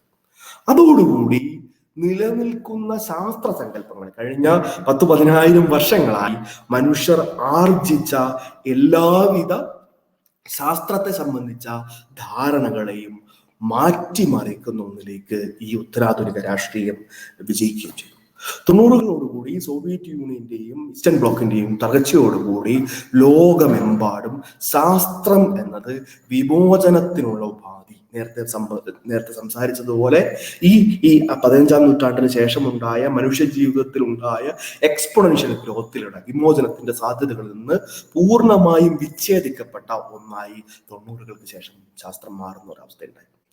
അതിന് ഏറ്റവും നല്ല ഉദാഹരണം ഇപ്പൊ എന്തുകൊണ്ട് അങ്ങനെ മാറ്റപ്പെടുന്നു എന്ന് ചോദിച്ചു കഴിഞ്ഞാൽ, 90കൾക്ക് ശേഷം ഇറങ്ങിയ ശാസ്ത്ര സംബന്ധിയായ സിനിമകൾ നമുക്ക് വേണമെങ്കിൽ ഈ കൾച്ചറൽ സ്റ്റഡീസിന് ഈ രീതിയിലും കൂടി ഉപയോഗിക്കാം. 90കൾക്ക് ശേഷം ഉണ്ടായ സിനിമകൾ നിങ്ങൾ കണ്ടാൽ മതി. ജുറാസിക് പാർക്ക് ഉൾപ്പെടെയുള്ള സിനിമകൾ, ഹൾക്ക് പോലുള്ള സിനിമകൾ, അല്ലെങ്കിൽ മറ്റ് ഏലിയൻസിനെ സംബന്ധിച്ച സിനിമകൾ ഒക്കെ തന്നെ നോക്കുകയാണെങ്കിൽ അതൊക്കെ വളരെ പെസിമിസ്റ്റ് ആയ ശാസ്ത്രം ഒരു ഒരു ഒരു എന്താ പറയുക, പഴയ നോവലിലെ ഫ്രാങ്കൻസ്റ്റൈൻ മോൺസ്റ്ററെ പോലെ ഒന്നിനെ സൃഷ്ടിക്കുകയും അത് മനുഷ്യകുലത്തെ തന്നെ അപകടപ്പെടുത്തുകയും അവസാനം മനുഷ്യ സമൂഹത്തെ രക്ഷിക്കാൻ അമേരിക്കൻ പ്രസിഡന്റിനോ അല്ലെങ്കിൽ ഏതെങ്കിലും ഇത്തരത്തിലുള്ള ആളുകൾക്കോ നേരിട്ട് ഇടപെടേണ്ടി വരികയും ചെയ്യുന്ന അവസ്ഥ. റോബോട്ടുകൾ മനുഷ്യ സമൂഹത്തേക്ക്, ഇപ്പൊ മാട്രിക്സ് പോലുള്ള സംവിധാനങ്ങളൊക്കെ പറയുന്നത് റോബോട്ടുകൾ മനുഷ്യനെ തന്നെ അടിമകളാക്കി മാറ്റുന്ന ഒരു സാമൂഹ്യ വ്യവസ്ഥയിലേക്ക് കാര്യങ്ങൾ എത്താൻ പോവുകയാണ്. അതുകൊണ്ട് ശാസ്ത്രം എന്നത് വിമോചനത്തിനുള്ള ഉപാധി എന്നത് പൂർണ്ണമായും മാറ്റപ്പെടുകയും മറിച്ച് മനുഷ്യനെ അപകടത്തിലാക്കാൻ സാധ്യതയുള്ള ഒരു പ്രത്യയശാസ്ത്രമായി, ഒരു തത്വശാസ്ത്രമായി മാറ്റപ്പെടാൻ സാധ്യതയുണ്ട് എന്ന് വരികയും ചെയ്യും. അതുകൊണ്ടാണ് ഇപ്പൊ ഉദാഹരണത്തിന് ഇപ്പൊ നോബൽ സമ്മാനിതനായിട്ടുള്ള ലിയോൺ ലെഡർമാൻ 1991 പറയുന്ന ഒരു വളരെ പ്രശസ്തമായ ശാസ്ത്രത്തെ സംബന്ധിച്ച അന്വേഷണങ്ങളിൽ വളരെ പ്രധാനപ്പെട്ട ഒന്നുണ്ട്. അദ്ദേഹം പറയുന്നത്, ഒരു കാലത്ത് നാം ഐൻസ്റ്റൈനെ ആഘോഷിച്ചു, ചന്ദ്രനിലേക്ക് ആളെ അയച്ചു, laser, computer, nylon, television, polio മരുന്ന് ഇവയെല്ലാം കണ്ട് ആഹ്ലാദിച്ചു. ഇന്ന് ആ അവസ്ഥ മാറിയിരിക്കുന്നു. 91 അദ്ദേഹം പറയുന്നത്. മനോവീര്യം തകർന്ന, പ്രതീക്ഷകൾ നഷ്ടപ്പെട്ട, ചക്രവാളങ്ങൾ ചുരുങ്ങിയ ഒരു ശാസ്ത്ര സമൂഹത്തെയാണ് ഞാൻ ഇവിടെ ഓരോ ഗവേഷണ സ്ഥാപനങ്ങളിലും കാണുന്നത്. അമേരിക്കൻ ശാസ്ത്ര ഗവേഷണം ഗൗരവതരമായ ഒരു പ്രതിസന്ധിയിലാണ് എത്തപ്പെട്ടിരിക്കുന്നത്. കാരണം എന്താ? ഇതാണ് നമ്മുടെ പ്രധാനപ്പെട്ട അന്വേഷണം. കാരണം നവലിബറൽ സാമൂഹിക വ്യവസ്ഥയെ സംബന്ധിച്ചിടത്തോളം ഞാൻ നേരത്തെ പറഞ്ഞതുപോലെ മൂലധനത്തിന്റെ ഏറ്റവും പ്രിഡേറ്ററിയായ, അക്രമോത്സുകമായ രൂപമായി അത് മാറുകയും നിങ്ങൾക്ക് മറ്റൊരു ബദൽ സാധ്യമല്ലാത്ത, 90കളുടെ അവസാനത്തോടു കൂടി നമ്മുടെ മുമ്പിലേക്ക്, നമ്മുടെ സൈക്കിലേക്ക് കടന്നു വന്ന there is no alternative, ഒരു ബദലും സാധ്യമല്ല. മനുഷ്യ സമൂഹത്തിന് കൂടുതൽ മെച്ചപ്പെട്ട ഒരു സമൂഹത്തെ സൃഷ്ടിക്കാനുള്ള ഒരു ബദലും സാധ്യമല്ല. ഒരുപക്ഷെ ഈ ഭൂമി, മനുഷ്യ സമൂഹം, പ്രപഞ്ചം തകർന്നു പോയേക്കാം. നിങ്ങൾ അമേരിക്കയിൽ ഇപ്പോൾ രസകരമായ ഒരു സർവേ നടത്തിയത്, ഭൂമി അവസാനിക്കുമെന്ന് നിങ്ങൾ കരുതുന്നുണ്ടോ എന്ന് ചോദിച്ചപ്പോൾ മഹാഭൂരിപക്ഷം ചെറുപ്പക്കാരൻ പറഞ്ഞത് തകർന്നു പോകും. ഏതെങ്കിലും തരത്തിലുള്ള വലിയ ദുരന്തങ്ങൾ വന്ന് കാലാവസ്ഥാ വ്യതിയാനത്തിലൂടെ അല്ലെങ്കിൽ മറ്റേതെങ്കിലും ഒരു അപ്പക്കാലിപ്സിലൂടെ ലോകം തകർന്നു പോകാനുള്ള സാധ്യതയുണ്ട്. അപ്പൊ അടുത്ത ചോദ്യം ചോദിക്കുന്നത്, നിങ്ങൾ ഈ സാമൂഹ്യ വ്യവസ്ഥ മാറുന്നുണ്ട് എന്ന് കരുതുന്നു? ഇപ്പോൾ നിങ്ങൾ ജീവിക്കുന്ന ഈ ചൂഷണയുക്തമായ മനുഷ്യനെ ചൂഷണം ചെയ്യുന്ന ഈ സാമൂഹ്യ വ്യവസ്ഥ മാറും എന്ന് നിങ്ങൾ കരുതുന്നുണ്ടോ? ഇല്ല. മഹാഭൂരിപക്ഷം നമുക്കിടയിൽ തന്നെ ചോദിച്ചാൽ ഒരുപക്ഷെ സമൂഹത്തെ മാറ്റിമറിക്കണമെന്ന മുദ്രാവാക്യം ഉയർത്തുന്നവരോട് പോലും അഗാധമായ രീതിയിൽ ചോദിച്ചാൽ ഒരുപക്ഷെ ഈ സാമൂഹിക വ്യവസ്ഥയ്ക്ക് അപ്പുറത്തുള്ള മറ്റൊരു സാമൂഹിക വ്യവസ്ഥ സാധ്യമല്ല എന്ന് ഉള്ളിന്റെ ഉള്ളിൽ നമ്മളിൽ ചിലർ തന്നെ സമ്മതിക്കാൻ തയ്യാറാവുകയും ചെയ്യും. കാരണം ഇത് മാറാൻ സാധ്യതയില്ല, ഇതിനകത്തെ നിൽക്കാൻ കഴിയുള്ളൂ. അങ്ങനെ നിരാശാഭരിതമായ ഒരു സാമൂഹിക വ്യവസ്ഥയിൽ ശാസ്ത്രത്തിന് എന്താണ് റോൾ? ഒരു റോളുമില്ല. ശാസ്ത്രം മൂലധനത്തിന്റെ സാധ്യതകൾ പരമാവധി പ്രയോജനപ്പെടുത്താനുള്ള ഒരു ഉപാധി മാത്രമായി നിൽക്കും. നിങ്ങൾ ഇന്ത്യയിലെ സർവകലാശാലകളിലേക്ക് പോകും. ഞാനിപ്പോൾ ഒരു ഫിസിക്സ് പഠിതാവ് എന്ന നിലയിൽ ഞാൻ ശ്രദ്ധിക്കുന്ന ഒരു കാര്യം, ഇന്ത്യയിലെ ശാസ്ത്ര ഗവേഷണ സ്ഥാപനങ്ങളിൽ ഒന്നും എന്നല്ല, പ്രത്യേക മഹാഭൂരിപക്ഷവും ഇപ്പോൾ നടക്കുന്നത് മെറ്റീരിയൽ സയൻസ്, നാനോ ടെക്നോളജി തുടങ്ങിയ ചില പ്രത്യേക മേഖലകളിൽ മാത്രം. ഞാൻ ആ ഗവേഷണങ്ങൾ മോശമാണെന്നല്ല പറയുന്നത്, മറിച്ച് അടിസ്ഥാന ശാസ്ത്രത്തിൽ, സൈദ്ധാന്തിക ഭൗതികം, തിയററ്റിക്കൽ ഫിസിക്സ്. ഇപ്പോ തണു പത്മനാഭനെ പോലെ ഒരാൾ നമ്മുടെ മുമ്പിൽ ആരാണെന്ന് പോലും കേരളത്തിലെ സമൂഹത്തിലെ മഹാഭൂരിപക്ഷം ആളുകൾക്കും അറിയുക പോലുമില്ല. അതേസമയം ഒരു ടെക്നോക്രാറ്റായ ഒരാൾ ശാസ്ത്രം എന്നത് ടെക്നോളജിയാണ് എന്ന് അറിയുകയും ഒരു റോക്കറ്റ് സയന്റിസ്റ്റ് നമ്മുടെ മുമ്പിൽ ഇന്ത്യയിലെ ഏറ്റവും മഹാനായ ശാസ്ത്രജ്ഞനായി അവതരിപ്പിക്കപ്പെടുകയും ചെയ്യും. ഇതാണ് വൈരുദ്ധ്യം. അതുകൊണ്ട് നിങ്ങൾക്ക് സൈദ്ധാന്തിക ഭൗതികം പോലെ അല്ലെങ്കിൽ ബയോളജി പോലെ മനുഷ്യന് പ്രയോജനകരമായ, ഈവൻ മെഡിസിനെ സംബന്ധിച്ചിടത്തോളം മനുഷ്യ സമൂഹത്തിന്റെ ഒരു വിമോചന സാധ്യതയുള്ള ഗവേഷണങ്ങളെ മുഴുവൻ മാറ്റി നിർത്തുകയും മൂലധനത്തിന് ആവശ്യമായ പുതിയ മെറ്റീരിയലുകൾ, മൂലധനത്തിന് ആവശ്യമായ ലാഭം സൃഷ്ടിക്കാൻ ആവശ്യമായ പുതിയ ഗവേഷണങ്ങൾ മാത്രം നിങ്ങൾ നടത്തിയാൽ മതി എന്ന് സമൂഹം ഭരണവർഗം ഡിക്റ്റേറ്റ് ചെയ്യുകയും ചെയ്യുന്ന ഒരു സാമൂഹിക വ്യവസ്ഥയ്ക്കകത്ത് ഒരു തരത്തിലുള്ള വിമോചന സാധ്യതയും ഇല്ലാതായി മാറും. അങ്ങനെ വരുമ്പോൾ ഇതിന് ഈ പ്രതിസന്ധിയെ, യഥാർത്ഥത്തിൽ ശാസ്ത്രം എത്തിപ്പെട്ട ഈ പ്രതിസന്ധിയെ നമ്മളിത് കാണുകയാണ്. കഴിഞ്ഞ ഒരു നൂറ്റാണ്ടായി ശാസ്ത്രം വലിയ രീതിയിൽ വളരുന്നുണ്ടെങ്കിലും ചൂഷണം, രോഗങ്ങൾ, ഇതൊക്കെ നമ്മുടെ ഈ നിരാശാഭരിതമായ ജീവിതത്തിന്റെ പ്രശ്നമായി ഇതിനെ ശാസ്ത്രത്തെ അവതരിപ്പിക്കാൻ തുടങ്ങി. ഇതാണ് ഉത്തരാധുനികത ചെയ്ത ഏറ്റവും പ്രധാനപ്പെട്ട കാര്യം. ഉത്തരാധുനികത നമ്മളോട് ചെയ്ത ഒരു പ്രധാനപ്പെട്ട കാര്യം എന്നത് ശാസ്ത്രം പ്രയോഗിക്കുന്ന സമൂഹത്തിന്റെ പ്രശ്നങ്ങളെ, അല്ലെങ്കിൽ ശാസ്ത്രം പ്രയോഗിക്കുന്ന വർഗങ്ങളുടെ പ്രശ്നത്തെ ശാസ്ത്രത്തിന്റെ പ്രശ്നമായി അവതരിപ്പിച്ചു. ഇതെല്ലാം ഉണ്ടായിരിക്കുന്നത് ശാസ്ത്രം ശരിയല്ലാത്തതുകൊണ്ടാണ്, സയൻസിന്റെ പ്രശ്നമാണ്. അതുകൊണ്ട് സയൻസ് എന്ന് പറയുന്നത് ഒരു യൂറോസെൻട്രിക്കായ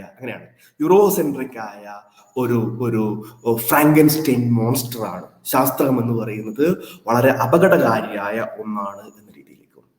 ഞാൻ രസകരമായ ഒരു കൊട്ടേഷൻ മുന്നോട്ട് വെക്കുകയാണ്. ഇന്ത്യയിൽ ഉത്തരാധുനിക ചിന്തകർ ഏറ്റവും അധികം സെലിബ്രേറ്റ് ചെയ്യുന്ന ഒരു ഉത്തരാധുനിക ചിന്തകനാണ് ആശിഷ് നന്ദി. ആശിഷ് നന്ദി ശാസ്ത്രത്തെക്കുറിച്ച് പറയുന്നത് കേൾക്കാം. ആശിഷ് നന്ദി പറയുകയാണ്, ശാസ്ത്രം ഇന്നൊരു വൻ ബിസിനസ്സാണ്. പല രാജ്യങ്ങളിലും പ്രാകൃതിക കാരണങ്ങളെക്കാൾ കൂടുതൽ രോഗങ്ങൾ സൃഷ്ടിക്കുന്നത് ആധുനിക വൈദ്യശാസ്ത്രമാണ്. നിങ്ങൾക്ക് കേരളത്തിലും അത്തരം പ്രയോഗങ്ങൾ നടത്തുന്ന ആളുകളെ കാണാൻ കഴിയും. പല രാജ്യങ്ങളിലും പ്രാകൃതിക കാരണങ്ങളെക്കാൾ കൂടുതൽ രോഗങ്ങൾ സൃഷ്ടിക്കുന്നത് ആധുനിക വൈദ്യശാസ്ത്രമാണ്. ശാസ്ത്രം എന്നത് ഇന്ന് ചൂഷണത്തിന്റെ ഏറ്റവും പ്രധാനപ്പെട്ട ഉപാധിയാണ്. അദ്ദേഹം തുടരുകയാണ്, അതിനെ ഹിസ്റ്റോറിസൈസ് ചെയ്യുകയാണ്. ആണ് വളരെ പ്രധാനപ്പെട്ട ഒരു കാര്യം. പള്ളിയാണ് പ്രപഞ്ചത്തെ സംബന്ധിച്ച ഏറ്റവും വൈവിധ്യപൂർണവും തുറന്നതുമായ ചിത്രം മുന്നോട്ട് വെച്ചത്. ഏത് പള്ളി? യൂറോപ്പിലെ കത്തോലിക്ക ചർച്ച്. പള്ളിയാണ് പ്രപഞ്ചത്തെ സംബന്ധിച്ച ഏറ്റവും വൈവിധ്യപൂർണവും തുറന്നതുമായ ചിത്രം മുന്നോട്ട് വെച്ചത്. ഗലീലിയോ തൻ്റെ നിലപാട് മാത്രം ശരിയെന്ന് ധരിക്കുകയും ശരികളുടെ ബഹുസ്വരതയെ, ഈ പോസ്റ്റ് മോഡേൺ പ്രയോഗങ്ങളൊക്കെ കേൾക്കാൻ കഴിയും, ശരികളുടെ ബഹുസ്വരതയെ നിഷേധിക്കുകയും ചെയ്തു. ഉത്തരാധുനികതയെ സംബന്ധിച്ചിടത്തോളം ശാസ്ത്രം എന്നത് മറ്റ് പല നരേറ്റീവുകളും പോലെ ഒരു നരേറ്റീവ് മാത്രമാണ്. അതിൻ്റെ മെത്തഡോളജി, അതിൻ്റെ രൂപപരമായ പരിണാമത്തിനിടയിൽ സംഭവിച്ച മുന്നേറ്റങ്ങൾ, ഇതെല്ലാം ശാസ്ത്രത്തെ സംബന്ധിച്ചിടത്തോളം മറ്റ് പല നറേറ്റീവുകൾ പോലെ, അതുകൊണ്ട് ആധുനിക വൈദ്യശാസ്ത്രം എന്നത് ഹോമിയോപ്പതി പോലെ, മന്ത്രവാദം പോലെ മറ്റൊരു നറേറ്റീവ് മാത്രമാണ് എന്ന് സ്ഥാപിക്കുവാൻ ഉത്തരാധുനിക രാഷ്ട്രീയത്തിന് കഴിഞ്ഞ കാലങ്ങൾക്കിടയിലൊക്കെ തന്നെ സാധിക്കുകയും ചെയ്തു. ഇത് വലിയ, ഞാൻ അവസാനിപ്പിക്കുകയാണ്, നമ്മുടെ സമയം ദീർഘിപ്പിക്കുന്നില്ല. ഇത് വലിയ പ്രതിസന്ധിയാണ് നമ്മുടെ സാമൂഹ്യ വ്യവസ്ഥയ്ക്കകത്ത് സൃഷ്ടിച്ചിരിക്കുന്നത്. ഇപ്പോൾ 1996 സോക്കൽ അഫയർ എന്ന് പറയുന്ന, ഒരുപക്ഷെ നിങ്ങളിൽ പലർക്കും അറിയുന്ന പ്രധാനപ്പെട്ട ഒരു അഫയർ നടക്കുന്നത്. എന്താണ് സോക്കൽ അഫയർ? യൂറോപ്പിലെ പ്രധാനപ്പെട്ട മാതൃഭൂമി എന്നൊക്കെ, കേരളത്തിൽ ഇപ്പോൾ മാതൃഭൂമി എന്നൊക്കെ വിളിക്കുന്നത് പോലെ, കേരളത്തിലെ പ്രധാനപ്പെട്ട സൈദ്ധാന്തിക പ്രസിദ്ധീകരണം മാതൃഭൂമിയാണ്. അതുകൊണ്ട് അതുപോലെയുള്ള ഒരു പ്രസിദ്ധീകരണമാണ് സോഷ്യൽ ടെക്സ്റ്റ്. അതിലാണ് പ്രധാനപ്പെട്ട ശാസ്ത്രകാരനായ ന്യൂക്ലിയർ ഫിസിസ്റ്റ് കൂടിയായിട്ടുള്ള അലൻ സോക്കൽ ഒരു പ്രധാനപ്പെട്ട ലേഖനം എഴുതി അയച്ചു കൊടുക്കുന്നത്. അദ്ദേഹം ഈ ഉത്തരാധുനിക പദപ്രയോഗങ്ങൾ നടത്തിക്കൊണ്ട് 96 എഴുതി കൊടുത്ത ലേഖനത്തിന്റെ തലക്കെട്ട് transgressing the boundaries towards a transformative hermeneutics of quantum gravity. ഈ പേര് തന്നെ യാതൊരു സെൻസും ഇല്ലാത്തൊരു പേരാണ്. അദ്ദേഹം ഇത് എഴുതി കൊടുത്തു. കംപ്ലീറ്റ് നോൺസെൻസിക്കലായ ജാർഗണുകൾ നിറച്ച ഒരു പദപ്രയോഗങ്ങളിലൂടെയുള്ള ഒരു ടെക്സ്റ്റ് ആയിരുന്നു അദ്ദേഹം അയച്ചത്. അത് സോഷ്യൽ ടെക്സ്റ്റ് പിയർ റിവ്യൂവിന് ശേഷം പ്രസിദ്ധീകരിച്ചു. ആളുകൾ അതിനെക്കുറിച്ച് അപദാനങ്ങൾ വാഴ്ത്തി. പിന്നീട് സോക്കൽ തന്നെ താൻ എഴുതിയത് ശുദ്ധമായ വിഡ്ഢിത്തമാണ് എന്നും അല്ലെങ്കിൽ തെറ്റാണ് എന്നും, എങ്ങനെയാണ് നിങ്ങൾ ശാസ്ത്രത്തെ, ഉത്തരാധുനികർ നിലവിൽ ശാസ്ത്രത്തെ സമീപിക്കുന്നത് എന്നതിനെ വിശദീകരിക്കാൻ വേണ്ടി ഞാൻ നടത്തിയ ഒരു ഹോക്സ് ആണ് ഇത് എന്നും അദ്ദേഹം തന്നെ സ്ഥാപിക്കുകയും ചെയ്തു. ശാസ്ത്രത്തെക്കുറിച്ചുള്ള അന്വേഷണങ്ങൾ പലപ്പോഴും ഈ രീതിയിലാണ് നടക്കുന്നത് എന്ന് സൂചിപ്പിക്കാൻ വേണ്ടിയാണ് സോക്കൽ ഈ സോഷ്യൽ ടെക്സ്റ്റ് അഫയർ എന്ന് പറയുന്ന പ്രയോഗത്തെ ഉപയോഗിച്ചത്. ഞാൻ പറയാൻ ശ്രമിക്കുന്ന ഒരു പ്രധാനപ്പെട്ട കാര്യം നോക്കൂ, ലൂയി ഇറിഗറെ ലോകത്തെ വളരെ പ്രധാനപ്പെട്ട ഒരു ഫിലോസഫറാണ്. അവര് പറഞ്ഞ ഒരു പ്രധാനപ്പെട്ട കാര്യം, ഈ നേരത്തെ പറഞ്ഞ ഐഡന്റിറ്റി പൊളിറ്റിക്സ് ഉൾപ്പെടെയുള്ള ഉത്തരാധുനികത മുന്നോട്ട് വെക്കുന്ന രാഷ്ട്രീയ രൂപങ്ങൾ എന്ന നിലയിൽ ജെൻഡറിനെയൊക്കെ പലപ്പോഴും, ഞാൻ അതിന്റെ ചർച്ചകൾ നമുക്ക് തുറന്നു നടക്കേണ്ടതാണെങ്കിൽ പോലും, ഒരു പ്രത്യേക തലത്തിലേക്ക് കൊണ്ടുപോയതോടുകൂടി അവർ നടത്തിയ ഒരു വളരെ പ്രധാനപ്പെട്ട പ്രയോഗം എന്ന് പറയുന്നത് പ്രിൻസിപ്പിയ മാത്തമാറ്റിക്ക, ന്യൂട്ടന്റെ ഏറ്റവും ഫേമസ് ആയിട്ടുള്ള പ്രിൻസിപ്പിയ മാത്തമാറ്റിക്ക എന്നത് അവർ വിശേഷിപ്പിച്ചത് it's a manual of rape എന്നാണ്. കാരണം അത് പ്രധാനമായും പരിഗണിക്കുന്നത് എന്താ പറയാ, സോളിഡ് ബോഡീസിനെ കുറിച്ചാണ്, റിജിഡ് ബോഡീസിനെ കുറിച്ചിട്ടാണ്. റിജിഡ് ബോഡീസ് എന്നുള്ളതിന് മലയാളം എന്താ പറയുക, വളരെ സോളിഡ് ആയിട്ടുള്ള റിജിഡ് ബോഡികളെ കുറിച്ചിട്ടാണ് അത് പ്രധാനമായും പരിഗണിക്കുന്നത്. ഈ റിജിഡ് എന്ന് പറയുന്നത് ആൺകോയ്മയുടെ പ്രയോഗമാണ്. ആൺകോയ്മയാണ് റിജിഡിറ്റി എന്ന് പറയുന്നത്. അതുകൊണ്ട് പുരുഷലിംഗത്തിന്റെ പ്രയോഗമാണ് ഈ റിജിഡ് എന്ന് പറയുന്നത്. അതുകൊണ്ട് ന്യൂട്ടന്റെ പ്രിൻസിപ്പിയ മാത്തമാറ്റിക്ക എന്ന് പറയുന്നത് ഒരു തരത്തിൽ എ മാനുവൽ ഓഫ് റേപ്പ് ആണ്. അവരുടെ മറ്റൊരു പ്രധാനപ്പെട്ട ഉത്തരാധുനിക ചിന്തകരുടെ മറ്റൊരു പ്രധാനപ്പെട്ട പ്രയോഗമാണ് E = mc² is a sexist equation. It's a sexist equation. അപ്പൊ എന്തുകൊണ്ടാണ് ഇത് സെക്സിസ്റ്റ് ഇക്വേഷൻ ആകുന്നത് എന്ന് ചോദിച്ചപ്പോൾ അതിനുള്ള ഏറ്റവും പ്രധാനപ്പെട്ട കാരണമായി പറഞ്ഞത് it privileges the speed of light over other speeds. നമുക്ക് സൈദ്ധാന്തികമായി ഏതു രീതിയിലേക്കും വലിച്ചു നീട്ടാവുന്ന ഒന്നായി നമ്മുടെ സൈദ്ധാന്തിക വാചക കസർത്തുകളെ മാറ്റി എന്നതാണ് ഉത്തരാധുനികത. ഈ privileges speed of light over other speeds. അതുകൊണ്ട് ലൈറ്റിന്റെ, പ്രകാശത്തിന്റെ പ്രവേഗത്തെ അത് മറ്റു പ്രവേഗങ്ങൾക്ക് മുകളിൽ പ്രിവിലേജ് ചെയ്യുന്നത് കൊണ്ട് അത് ഒരു സെക്സിസ്റ്റ് ഇക്വേഷൻ ആണ്. ഇതിനേക്കാളൊക്കെ വലിയ സാധനങ്ങൾ വരാനിരിക്കാന്നുള്ളൂ. ഇറുകിറെ തന്നെയാണ് പിന്നീട് പറഞ്ഞത് ഫ്ലൂയിഡ് ഡൈനാമിക്സ്. നമ്മുടെ ഭൗതിക ശാസ്ത്രത്തിന് വളരെ പ്രധാനപ്പെട്ട ഒരു മേഖലയാണ് ഫ്ലൂയിഡ് ഡൈനാമിക്സ്. ഫ്ലൂയിഡ് ഡൈനാമിക്സിനെ കുറിച്ചിട്ടുള്ള വലിയ രീതിയിലുള്ള പഠനങ്ങളൊന്നും ഇപ്പോഴും നടക്കുന്നില്ല. അത് അവിടെ ഇരിക്കട്ടെ.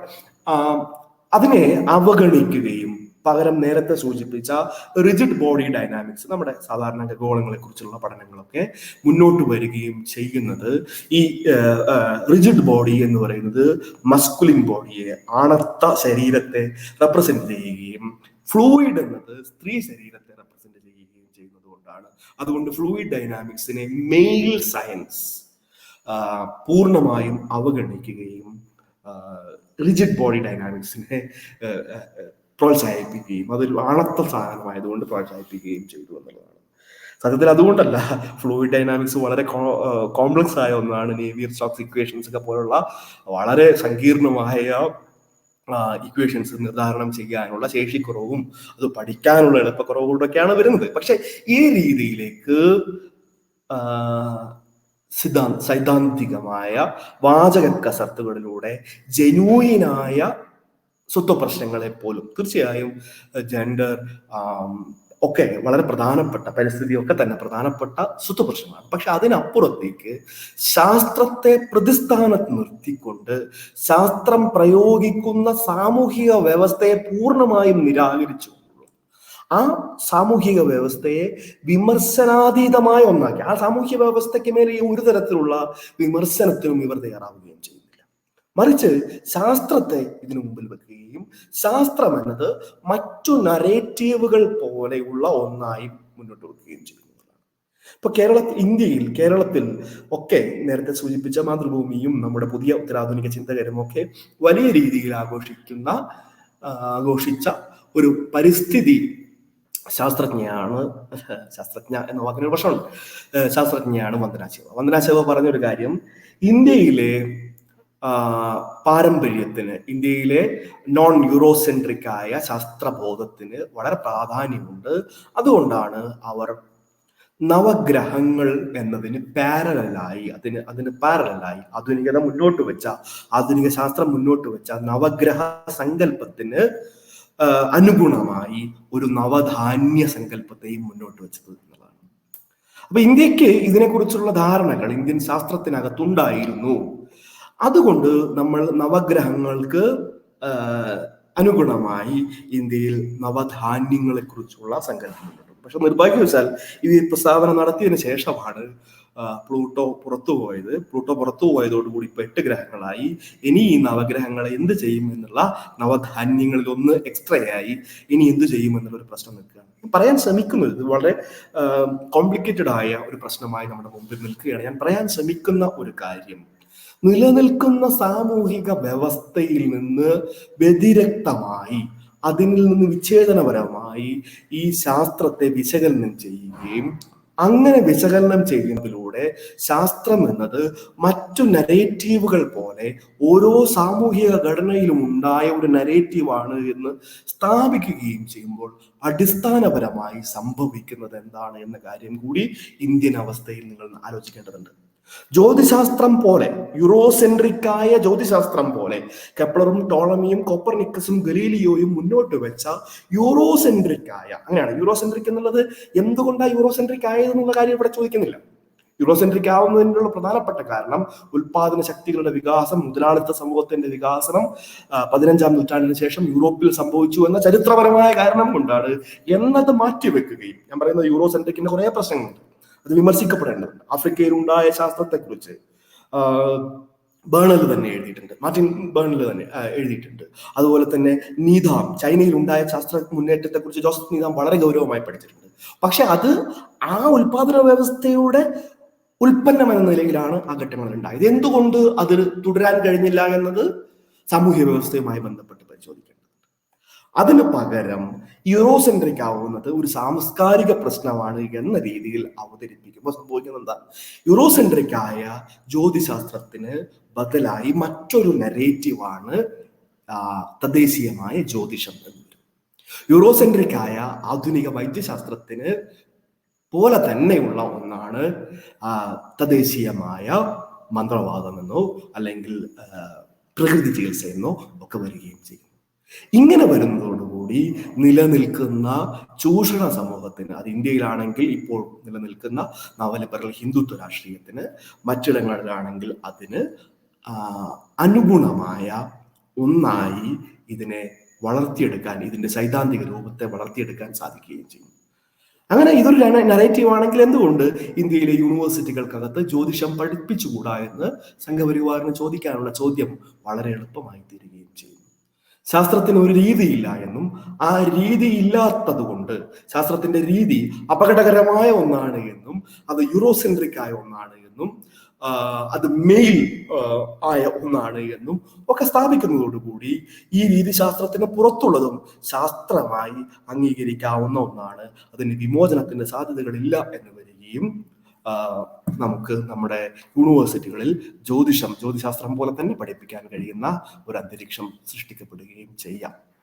ഇതാണ് ഇതുണ്ടാക്കുന്ന, ഞാൻ നേരത്തെ സൂചിപ്പിച്ച ഉത്തരാധുനികതയും ശാസ്ത്രവും തമ്മിലുള്ള വ്യവഹാരം സൃഷ്ടിക്കുന്ന ഏറ്റവും പ്രധാനപ്പെട്ട അപകടം എന്ന കാര്യം കൂടി നമ്മൾ മനസ്സിലാക്കേണ്ടത്. ഞാൻ പറയാൻ ശ്രമിച്ച ഒരു പ്രധാനപ്പെട്ട കാര്യം ശാസ്ത്രം എന്താണ് എന്നതല്ല, മറിച്ച് അതിനപ്പുറത്തേക്ക് ശാസ്ത്രം എന്നത്, അല്ലെങ്കിൽ പ്രകൃതി ശാസ്ത്രം എന്നത് വ്യവസ്ഥാ നിരപേക്ഷമായ ഒന്നായി അതിൻ്റെ നിയമങ്ങൾ നിൽക്കുമ്പോഴും അത് പ്രയോഗിക്കപ്പെടുന്നത് ഒരു വ്യവസ്ഥാ സമൂഹത്തിനകത്താണ്.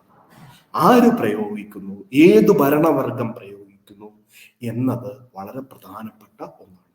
അതുകൊണ്ട് ശാസ്ത്രത്തിന്റെ വിമോചന സാധ്യതകളെ, വിമോചന സ്വപ്നങ്ങളെ ലിബറേറ്റ് ചെയ്യണമെങ്കിൽ, അതിന് സാധ്യതകൾ ഉണ്ടാകണമെങ്കിൽ തീർച്ചയായും നിലനിൽക്കുന്ന സാമൂഹിക വ്യവസ്ഥയ്ക്കപ്പുറത്തേക്കുള്ള ഒന്നായി അതിനെ വളർത്താൻ കഴിയേണ്ടതുണ്ട്. അത്തരമൊരു സാധ്യത സൃഷ്ടിക്കാൻ ഇപ്പോഴത്തെ വർഗപരമായ മേധാവിത്വത്തിന് പുറത്തു നിൽക്കുന്ന കൂടുതൽ മെച്ചപ്പെട്ട ശാസ്ത്രത്തെ വിമോചനത്തിന് ഉപയോഗിക്കാൻ കഴിയുന്ന ഒരു സമൂഹത്തെക്കുറിച്ചുള്ള സ്വപ്നങ്ങൾക്ക് വളരെ വലിയ പ്രാധാന്യമുണ്ട്. അതുകൊണ്ട് ഈ TINA syndrome, there is no alternative എന്ന രോഗത്തിൽ നിന്ന് പുറത്തു കടക്കുകയും ശാസ്ത്രത്തെ ജനവിമോചനത്തിന് വേണ്ടി, മഹാഭൂരിപക്ഷത്തിന്റെ വിമോചനത്തിന് വേണ്ടി പ്രയോഗിക്കാൻ കഴിയുന്ന ഒരു സാമൂഹിക സൃഷ്ടിക്ക് വേണ്ടിയുള്ള അന്വേഷണങ്ങൾ കൂടി നാം നടത്തേണ്ടതുണ്ട്. ശാസ്ത്രത്തെ തീർച്ചയായും ജനങ്ങളുടെ ആയുധമാക്കി, ഇപ്പൊ കേരള ശാസ്ത്ര സാഹിത്യ പരിഷത്ത് ഒരു 10 വർഷം മുമ്പ് ഉയർത്തിയ ഏറ്റവും പ്രധാനപ്പെട്ട ഒരു മുദ്രാവാക്യം ശാസ്ത്രത്തെ ജനങ്ങളുടെ പൊതുബോധമാക്കി മാറ്റുക എന്നതാണ്. നമ്മുടെ പൊതുബോധം എന്നത് നൂറ്റാണ്ടുകളായി സൃഷ്ടിക്കപ്പെട്ട ഫ്യൂഡൽ വ്യവസ്ഥയുടെ, നമ്മുടെ സമൂഹത്തിൽ അടിഞ്ഞു ചേർന്നിരിക്കുന്ന മാലിന്യങ്ങളുടെ, ജാതി ചിന്തയുടെ, വർഗപരമായ മേധാവിത്വങ്ങളുടെ ഒക്കെ സൃഷ്ടിയായിട്ടാണ് നാം ഇന്ന് ജീവിക്കുന്ന പൊതുബോധം എന്ന് പറയുന്നത്. അതിനപ്പുറത്തേക്കുള്ള ഒരു ശാസ്ത്രബോധത്തെ ജനങ്ങളുടെ പൊതുബോധമാക്കി മാറ്റുക എന്നത് നിരന്തരമായ പ്രയത്നം ആവശ്യപ്പെടുന്ന, അതിന് ഒരു രാഷ്ട്രീയമുള്ള ഒന്നാണ് എന്ന് നാം തിരിച്ചറിയേണ്ടതുണ്ട്. അല്ലെങ്കിൽ സംഭവിക്കുക, ശാസ്ത്രത്തെക്കുറിച്ച് നല്ല അറിവുണ്ടാവുകയും ശാസ്ത്രത്തെ യുക്തിപരമായി ഉപയോഗിക്കുകയും യുക്തിവാദിയാണ്, വസ്തുനിഷ്ഠമായി കാര്യങ്ങളെ, ഒബ്ജക്റ്റീവായി കാര്യങ്ങളെ കാണുന്ന ആളുകളാണ് എന്ന് അവകാശപ്പെടുകയും ആത്യന്തികമായി സംഘപരിവാരത്തിന്റെ രാഷ്ട്രീയത്തിന് ശക്തി കൊടുക്കുകയും ചെയ്യുന്ന ചട്ടുകങ്ങളായി, കോടാലിക്കൈകളായി അത്തരം ആളുകൾ മാറുകയും ചെയ്യുന്ന സമകാലിക യാഥാർത്ഥ്യം നമ്മുടെ മുമ്പിൽ നിലനിൽക്കുകയും ചെയ്യും. അതുകൊണ്ടാണ് സാംബശിവൻ കലയെ, കഥാപ്രസംഗത്തെ, കേരളത്തിൽ അത്രയൊന്നും ശ്രദ്ധിക്കപ്പെടാതിരുന്ന ഒരു കലാരൂപത്തെ മനുഷ്യ വിമോചനത്തിന്റെ മഹത്തായ ശബ്ദമാക്കി കേരളത്തിൽ അങ്ങോളം ഇങ്ങോളം നടന്ന് ജനങ്ങളുടെ പൊതുബോധത്തിൽ മാറ്റം വരുത്താനുള്ള ഒരു ഉപാധിയായി കഥാപ്രസംഗത്തെ ഉപയോഗിക്കാൻ തയ്യാറായത്. അതുപോലെ അത് വളരെ പ്രയത്നം ആവശ്യപ്പെടുന്ന, വലിയ രാഷ്ട്രീയം ആവശ്യപ്പെടുന്ന, അഗാധമായ പഠനം ആവശ്യപ്പെടുന്ന ഒന്നായിരുന്നു. അതുപോലെ വളരെ പ്രയത്നം ആവശ്യപ്പെടുന്ന, വലിയ രാഷ്ട്രീയ ചിന്ത ആവശ്യപ്പെടുന്ന, പ്രത്യേക ശാസ്ത്ര ദൈർഘ്യം ആവശ്യപ്പെടുന്ന ഒന്നാണ് ശാസ്ത്രത്തെ ജനങ്ങളുടെ വിമോചനത്തിനുള്ള ഉപാധിയാക്കി മാറ്റുക, ശാസ്ത്രത്തെ ജനങ്ങളുടെ പൊതുബോധമാക്കി മാറ്റുക എന്നതാണ്. നിലവിൽ ശാസ്ത്രത്തെ നമ്മൾ കാണുന്നത് ടെക്നോളജി എന്ന അർത്ഥത്തിലാണ്. എന്താണ് ശാസ്ത്രം എന്ന് ചോദിച്ചാൽ പലപ്പോഴും നമുക്ക് ലഭിക്കുന്ന ഉത്തരം അത് ടെക്നോളജിയാണ് എന്നതായിരിക്കും. ശാസ്ത്രം എന്നത് ടെക്നോളജി അല്ല എന്നും അതിന് ഒരു രീതിശാസ്ത്രമുണ്ട് എന്നും അതിന് വിമോചനത്തിന്റെ ഒരു വലിയ സാധ്യതയുണ്ട് എന്നും നിരന്തരമായി ജനങ്ങൾക്കിടയിൽ നാം പറയേണ്ടതുണ്ട്. അത് നേരത്തെ സാംബശിവനെ കുറിച്ച്, ആദരണീയനായ സാംബശിവനെ കുറിച്ച് സൂചിപ്പിച്ചതുപോലെ വലിയ വേദന ആവശ്യപ്പെടുന്ന, വലിയ ശബ്ദം ആവശ്യപ്പെടുന്ന, വലിയ ഇടപെടലുകൾ ആവശ്യപ്പെടുന്ന ഒന്നാണ്. അതിന് തയ്യാറാവുക എന്നതാണ് നമ്മുടെ സമകാലിക രാഷ്ട്രീയത്തിലുള്ള ഏറ്റവും പ്രധാനപ്പെട്ട വെല്ലുവിളി. There is an alternative. ഒരു ബദൽ ഉണ്ട്. അത്തരം ബദലുകളിലൂടെ മാത്രമേ നമുക്ക് കൂടുതൽ മെച്ചപ്പെട്ട ശാസ്ത്രത്തെ ഉപയോഗിക്കാൻ കഴിയുന്ന ഒരു സമൂഹം സൃഷ്ടിക്കാൻ കഴിയൂ എന്ന് നിരന്തരമായി നാം പറയേണ്ടതുണ്ട്. ഈ അവസരത്തിന് ഒരുപക്ഷെ കേരളത്തിലെ ഏറ്റവും അധികം രേഖപ്പെടുത്തേണ്ട ഓർമ്മകളിൽ ഏറ്റവും അധികം രേഖപ്പെടുത്തേണ്ട ആദരണീയനായ സാംബശിവനെ പോലെ ഉള്ള ഒരു വ്യക്തിയുടെ അനുസ്മരണത്തിൽ പങ്കെടുക്കാൻ കഴിഞ്ഞതിലുള്ള അതിയായ അഭിമാനവും സന്തോഷവും രേഖപ്പെടുത്തിക്കൊണ്ട് ഞാൻ അവസാനിപ്പിക്കുന്നു. എനിക്ക് ചോദ്യങ്ങൾ കാണാനുള്ള ഒരു സ്പേസ് ഇല്ല. ഒരുപക്ഷെ സമ്പത്തോ മറ്റു സുഹൃത്തുക്കളോ അത് പറഞ്ഞ് അതിനുള്ള സാഹചര്യം ഒരുക്കുകയാണെങ്കിൽ നമുക്ക് അതുകൂടി സംസാരിക്കാമെന്ന് തോന്നുന്നു. നന്ദി.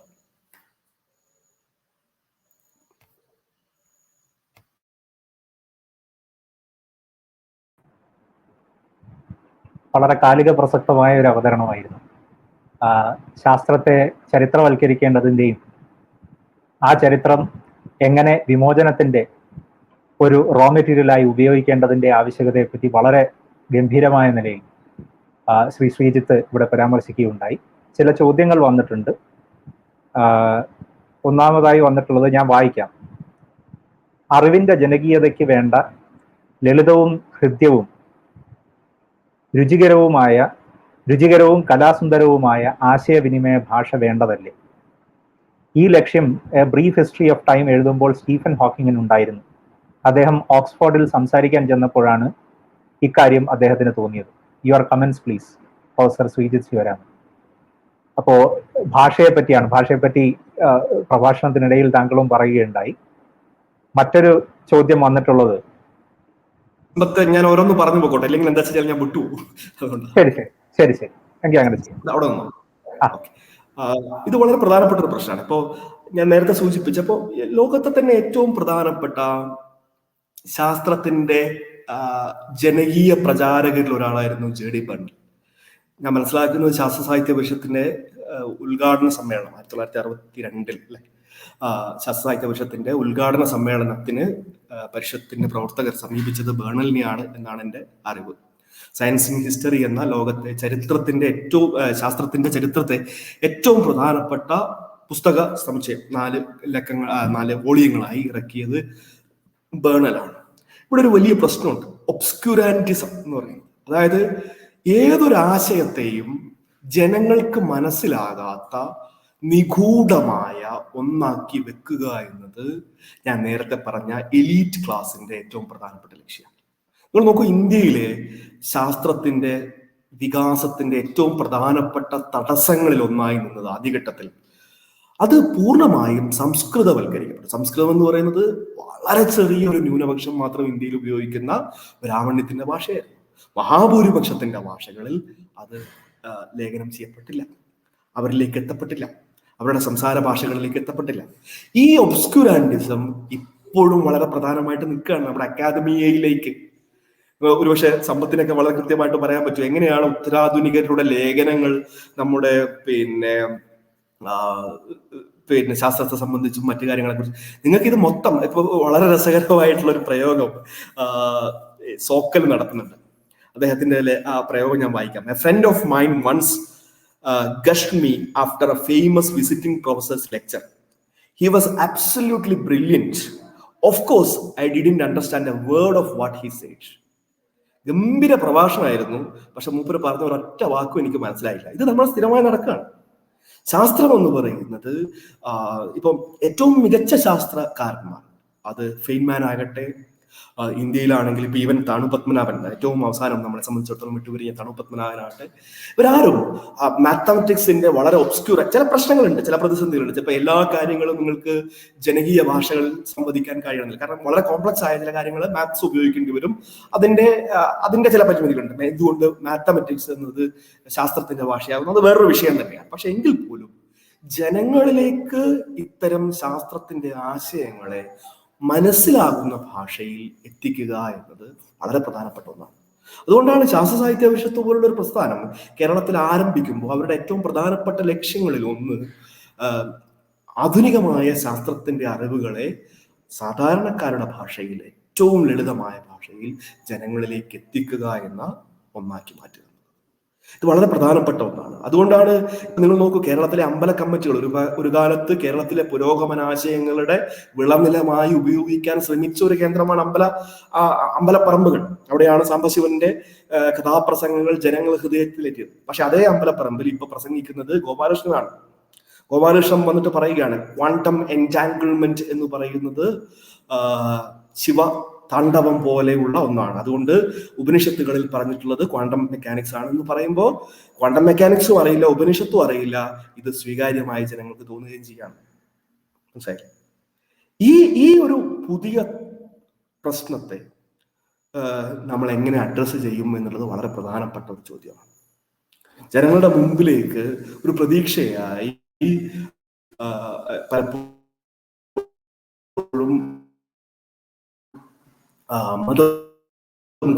കടന്നു വരുന്നത് ഒക്കെ തന്നെ ഈ പറയുന്ന ജനകീയവൽക്കരണത്തിൽ, ശാസ്ത്രത്തിന്റെ ജനകീയവൽക്കരണ പ്രോസസ്സിനകത്ത് നമുക്കുണ്ടായ ഒരു പരാജയത്തിന്റെ അല്ലെങ്കിൽ ഒരു പിന്നാട്ടടിയുടെ തീർച്ചയായും വിശ്വസിക്കുന്ന ഒരാളാണ്. ഇപ്പൊ ക്വാണ്ടം മെക്കാനിക്സ് വളരെ ഒബ്സ്ക്യൂർ ആയിട്ടുള്ള ഒരു പക്ഷെ അത്രയൊന്നും എളുപ്പത്തിൽ നമുക്ക് മനസ്സിലാക്കാൻ കഴിയാത്ത ഒന്നാണ്. പക്ഷെ അതിന്റെ അലകും മൂലയൊക്കെ നമുക്ക് കേട്ടിട്ടുണ്ട്. ക്വാണ്ടമിക്സും കാര്യങ്ങളും ഒന്നാണ് എന്ന് സ്ഥാപിക്കാൻ ശ്രമിക്കുകയാണ്. ഇത് പൊളിക്കുക എന്നത് വളരെ വലിയ എനർജി ആവശ്യപ്പെടുന്ന ഒന്നാണ്. അത് നമ്മൾ ചെയ്തേ മതിയാകും. ജനങ്ങൾക്ക് യൂണിയന്റെ പ്രധാനപ്പെട്ട നേട്ടങ്ങളിൽ സോവിയറ്റ് യൂണിയൻ കുറെ പ്രശ്നങ്ങളുണ്ടായിരുന്നു. പക്ഷെ സോവിയറ്റ് യൂണിയന്റെ ഏറ്റവും പ്രധാന നേട്ടങ്ങളിൽ ഒന്നായി ഞാൻ കാണുന്നത് നമ്മൾ 2 രൂപ കൊടുത്തും 50 പൈസ കൊടുത്തും 5 രൂപ ശാസ്ത്ര പുസ്തകങ്ങൾ കൂടിയാണ്. ലോകം ശാസ്ത്രത്തെ ഏറ്റവും ഹൃദ്യമായ ഭാഷയിൽ എത്തിക്കാൻ അവർ നടത്തിയ ശ്രമത്തിന് ഒരു വിമോചന ദൗത്യമുണ്ട്. അത് പ്രധാനമാണ്. തീർച്ചയായും ഞാൻ പൂർണ്ണമായും താങ്കളോട് യോജിക്കുന്നു. ഭാഷ വളരെ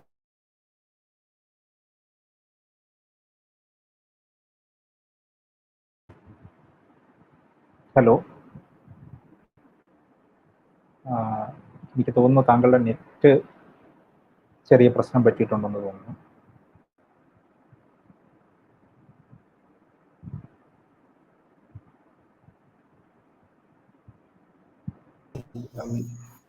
സോറി ഇടയ്ക്ക് അങ്ങനെ നെറ്റിന് കുറച്ച് പ്രശ്നമുണ്ട്.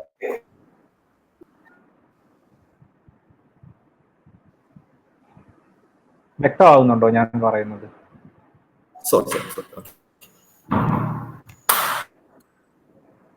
ഓക്കെ. രണ്ടാമത് വന്നിട്ടുള്ള ഒരു ചോദ്യം,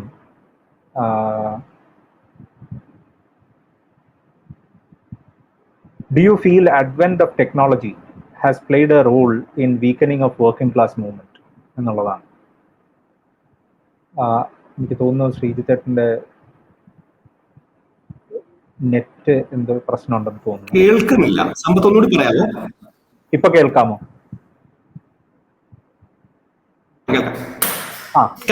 ഒരു ചോദ്യം പറഞ്ഞേക്കുന്നത്, do you feel advent of technology has played a role in the weakening of working class movement എന്നുള്ളതാണ്.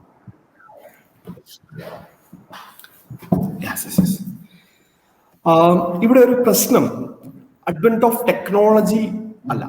തീർച്ചയായും നമ്മളെ സംബന്ധിച്ചിടത്തോളം മനുഷ്യ സമൂഹത്തിന് കൂടുതൽ മെച്ചപ്പെട്ട ലീഷർ പ്രദാനം ചെയ്യാൻ കഴിയുന്ന, കൂടുതൽ മെച്ചപ്പെട്ട വിവര സാങ്കേതിക വിദ്യകൾ ലഭ്യമാക്കാൻ കഴിയുന്ന ഒരു ടെക്നോളജിക്കൽ റെവല്യൂഷൻ നമുക്ക് നടന്നിട്ടുണ്ട്. പക്ഷെ ഞാൻ നേരത്തെ സൂചിപ്പിച്ച പോലെ ശാസ്ത്രമാകട്ടെ ടെക്നോളജി ആകട്ടെ ഏത് വർഗ സമൂഹത്തിന്റെ കൺട്രോളിലാണ് എന്നത് വളരെ പ്രധാനപ്പെട്ട ഒന്നാണ്. ഞാൻ പറയാൻ ശ്രമിക്കുന്ന ഒരു കാര്യം നിങ്ങൾ നോക്കൂ, 19-ാം നൂറ്റാണ്ടിൽ മുതലാളിത്തം ആവിയന്ത്രം ഉപയോഗിച്ച് ഫാക്ടറികൾ നടത്തിയിരുന്ന കാലത്ത്, കൽക്കരി ഉപയോഗിച്ച് ഫാക്ടറികൾ നടത്തിയിരുന്ന സമയത്ത് നമ്മൾ ഉന്നയിച്ച മുദ്രാവാക്യമാണ്, ലോക തൊഴിലാളി ഉന്നയിച്ച മുദ്രാവാക്യമാണ് 8 മണിക്കൂർ ജോലി, 8 മണിക്കൂർ വിനോദം, 8 മണിക്കൂർ വിശ്രമം എന്നുള്ള മുദ്രാവാക്യം. ഇന്ന് അതിനേക്കാൾ ഇപ്പൊ കണക്കാക്കുകയാണെങ്കിൽ എത്രയോ മടങ്ങ്, 20-30 മടങ്ങ് ശേഷിയുള്ള യന്ത്രങ്ങൾ നമ്മുടെ മുമ്പിലുണ്ട്.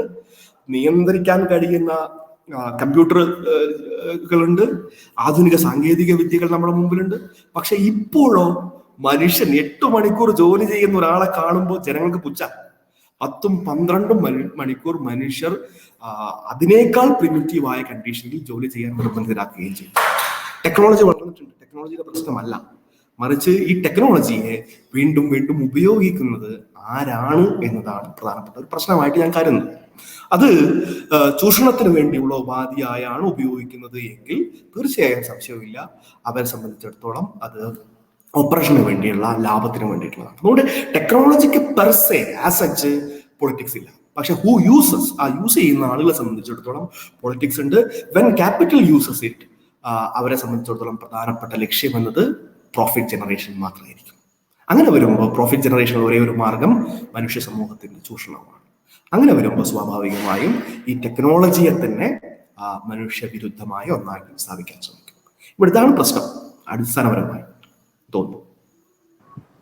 അടുത്ത ഒരു ചോദ്യം, തൊഴിലാളി വർഗ ശ്രമങ്ങൾ മുതലാളിത്ത ശ്രമങ്ങൾക്ക് പിന്നിലാണ് എന്ന് നമ്മൾ ഏറെക്കാലമായി വിലപിക്കുന്നതല്ലാതെ ഒപ്പമെത്താൻ കഴിയുന്നില്ല. കൂടുതൽ പിന്നിലേക്ക് പോകാൻ തൊഴിലാളി വർഗ നേതൃത്വത്തിന്റെ ഉദാസീനത ഇടവരുത്തുന്നു എന്നതല്ലേ സത്യം? ഇതാണ് ചോദ്യം. എനിക്ക് അക്കാര്യത്തിൽ ചെറിയ സംശയമുണ്ട്. കാരണം ഇപ്പൊ പലപ്പോഴും ഇതിനെ വേറൊരു രീതിയിൽ കൂടി ഞാൻ ഫ്രേസ് ചെയ്യാമെന്ന് കരുതുന്നു. അപ്പൊ പലപ്പോഴും ആളുകൾ ചോദിക്കാറുള്ള ചോദ്യം, നോക്കൂ, മുതലാളിത്തം വന്നതുകൊണ്ടല്ലേ ടെക്നോളജിയിൽ വലിയ വികാസം ഉണ്ടായത്, അല്ലെങ്കിൽ നിങ്ങൾക്ക് ചോയ്സുകൾ ഉണ്ടായത്? കമ്പ്യൂട്ടർ ആണെങ്കിലും അല്ലെങ്കിൽ കാറുകളാണെങ്കിലും ഒക്കെ ചോയ്സുകളും സാധനങ്ങളൊക്കെ ഉണ്ടായിട്ടുള്ളത് നിങ്ങൾക്ക് വലിയ വികാസം. അതിനുള്ളൊരു വലിയ ഉത്തരം എന്ന് പറയുന്നത്, നോക്കൂ, ശാസ്ത്രത്തിന്റെ ഏറ്റവും പ്രധാനപ്പെട്ട, ഇപ്പൊ നിങ്ങൾ നോക്കുകയാണെങ്കിൽ 60കളിലോ 70കളിലോ ജീവിച്ചിരുന്ന ഒരു കുട്ടിയെ സംബന്ധിച്ചിടത്തോളം, അന്ന് ചെറുപ്പത്തിലുണ്ടായിരുന്ന ഒരു ചെറുപ്പക്കാരനെ സംബന്ധിച്ചിടത്തോളം വളരെ വലിയ ഒരു പ്രതീക്ഷ സ്പേസ് റേസുമായി ബന്ധപ്പെട്ടുണ്ടായിരുന്നു. 69 നിങ്ങൾ ആലോചിച്ച്, ഒരു ദിവസം രാവിലെ നിങ്ങളുടെ വീട്ടിലേക്ക് വരുന്ന പത്രത്തിൽ മനുഷ്യൻ ചന്ദ്രനിൽ കാലുകുത്തി എന്ന് പറയുന്ന വാർത്ത വായിക്കുന്ന ഒരാളുടെ ഒരു കുട്ടിയുടെ, ഒരു 10ാം ക്ലാസ്സുകാരന്റെ, ഒരു 8ാം ക്ലാസ്സുകാരന്റെ ഒരു സ്പിരിറ്റ്, അദ്ദേഹത്തിന്റെ ആ കുട്ടിയുടെ ഒരു ആവേശം നിങ്ങളൊന്ന് ആലോചിച്ചു നോക്കും. അത്തരം ഒരു ആവേശം കഴിഞ്ഞ 25 വർഷത്തിനിടയിൽ നമ്മുടെ കുഞ്ഞുങ്ങൾക്ക് ഉണ്ടാവുന്നില്ലല്ലോ. അപ്പൊ ഈ ഒരു സോവിയറ്റ് റേസ് വളരെ പ്രധാനപ്പെട്ട ഒന്നായിരുന്നു. അവിടെയാണ് ഇപ്പോ ഞാൻ എപ്പോഴും പറയാറുള്ള കാര്യമാണ്, തമാശക്കാണെങ്കിലും, നമ്മുടെ ഉദാഹരണത്തിന് മുതലാളിത്തം ആദ്യ സമയത്ത് ഉണ്ടാക്കിയ സമയത്ത് ഗ്ലാസ്, നമ്മൾ വെള്ളം കുടിക്കുന്ന ഗ്ലാസ് ഉണ്ടല്ലോ, ആ ഗ്ലാസ്സിൽ ഒറ്റ ടൈപ്പ് ഗ്ലാസ്സേ ഉള്ളൂ, നമ്മുടെ സർബത്ത് കുടിക്കുന്ന വലിയ ഗ്ലാസ്, ഒറ്റ ടൈപ്പ് ഗ്ലാസ്. കാരണം എന്താണ്? സിമ്പിൾ മെറ്റീരിയൽ ഉപയോഗിച്ചുകൊണ്ട്, ഏറ്റവും കുറഞ്ഞ മെറ്റീരിയൽ ഉപയോഗിച്ചുകൊണ്ട് ലാഭം ഉണ്ടാക്കുക, വിൽക്കാൻ പറ്റുന്ന സാധനം ഉണ്ടാക്കുക, അത് സ്റ്റാക്ക് ചെയ്യാനുള്ള എളുപ്പം, ഇതൊക്കെ ഉപയോഗിച്ചുകൊണ്ടാണ് ആ രീതിയിലുള്ള ഷേപ്പ് ഉണ്ടാക്കിയത്. സോവിയറ്റ് യൂണിയൻ ആരംഭിച്ച കാലത്ത് അവിടുത്തെ അവാന്ത് ഗാർഡ് ആർട്ടിസ്റ്റുകളെ, ടെക്നോക്രാറ്റുകളെയോ സയന്റിസ്റ്റുകളോ അല്ല, അവിടുത്തെ ആർട്ടിസ്റ്റുകളെ വിളിച്ചിട്ട് പറഞ്ഞു, ഇത് വളരെ മൊണോട്ടോണസ് ആയിട്ടുള്ള ഒരു സാധനമാണ്, നിങ്ങൾ ഈ പറയുന്ന ഏകാധിപതിയായ സ്റ്റാലിനാണ് വിളിക്കുന്നത്. സ്റ്റാലിൻ വിളിച്ചിട്ട് പറഞ്ഞു, ഇതൊക്കെ ഭയങ്കര ബോറാണ്, നിങ്ങളുടെ നിത്യജീവിതത്തിന് ഉൽപ്പന്നമാണ്, നിങ്ങൾ ഇതിനെ കുറച്ചുകൂടി രസകരമായ ഒന്നാക്കി മാറ്റും. അങ്ങനെയാണ് നമ്മളിപ്പോ ചായ കുടിക്കുന്ന, കർണാടകത്തിലൊക്കെ സ്ഥിരമായി ചായ കുടിക്കുന്ന കട്ട് ഗ്ലാസ് എന്ന് പറയുന്ന ഒരു സാധനമാണ്, ചെറിയ നിറച്ച് വരകളുള്ള, അത് മുകളിൽ വെച്ചാൽ അതിൽ നിന്ന് പ്രകാശം വീണാൽ അത് ഒരു പ്രത്യേക രീതിയിൽ നക്ഷത്രം പോലെ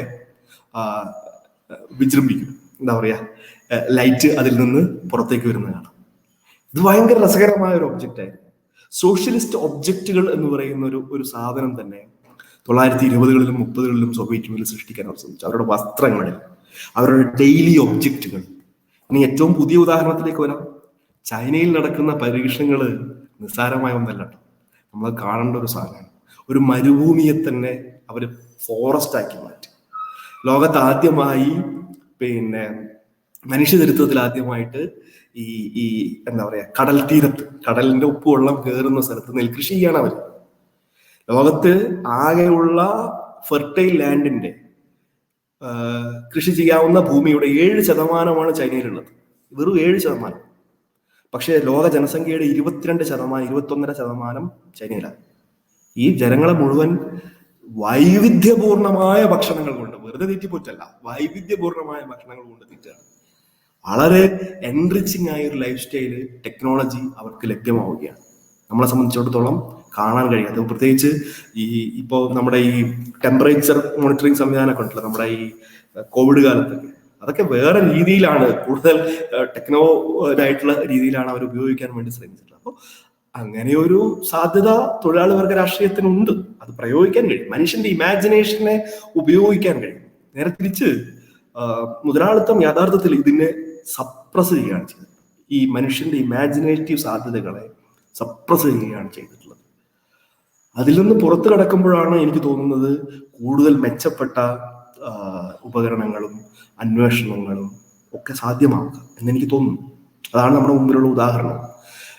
ഇന്ത്യൻ സാഹചര്യത്തിലാണ് ചോദിക്കുന്നത് എങ്കിൽ നമ്മളെ സംബന്ധിച്ചിടത്തോളം തീർച്ചയായും ചില പരിമിതികളുണ്ട്. ഒരു ഫെഡറൽ സിസ്റ്റത്തിനകത്താണ് നമ്മൾ വർക്ക് ചെയ്യുന്നത്, അത്തരം പരിമിതികളുണ്ട്.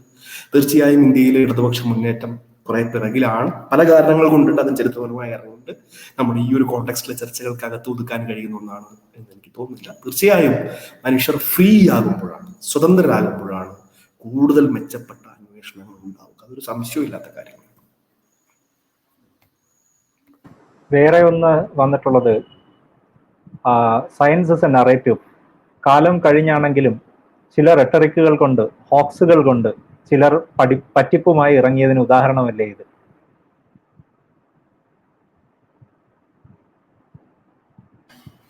എനിക്ക് കൃത്യമായി എന്താ ഒന്നുകൂടി വായിക്കാമോ?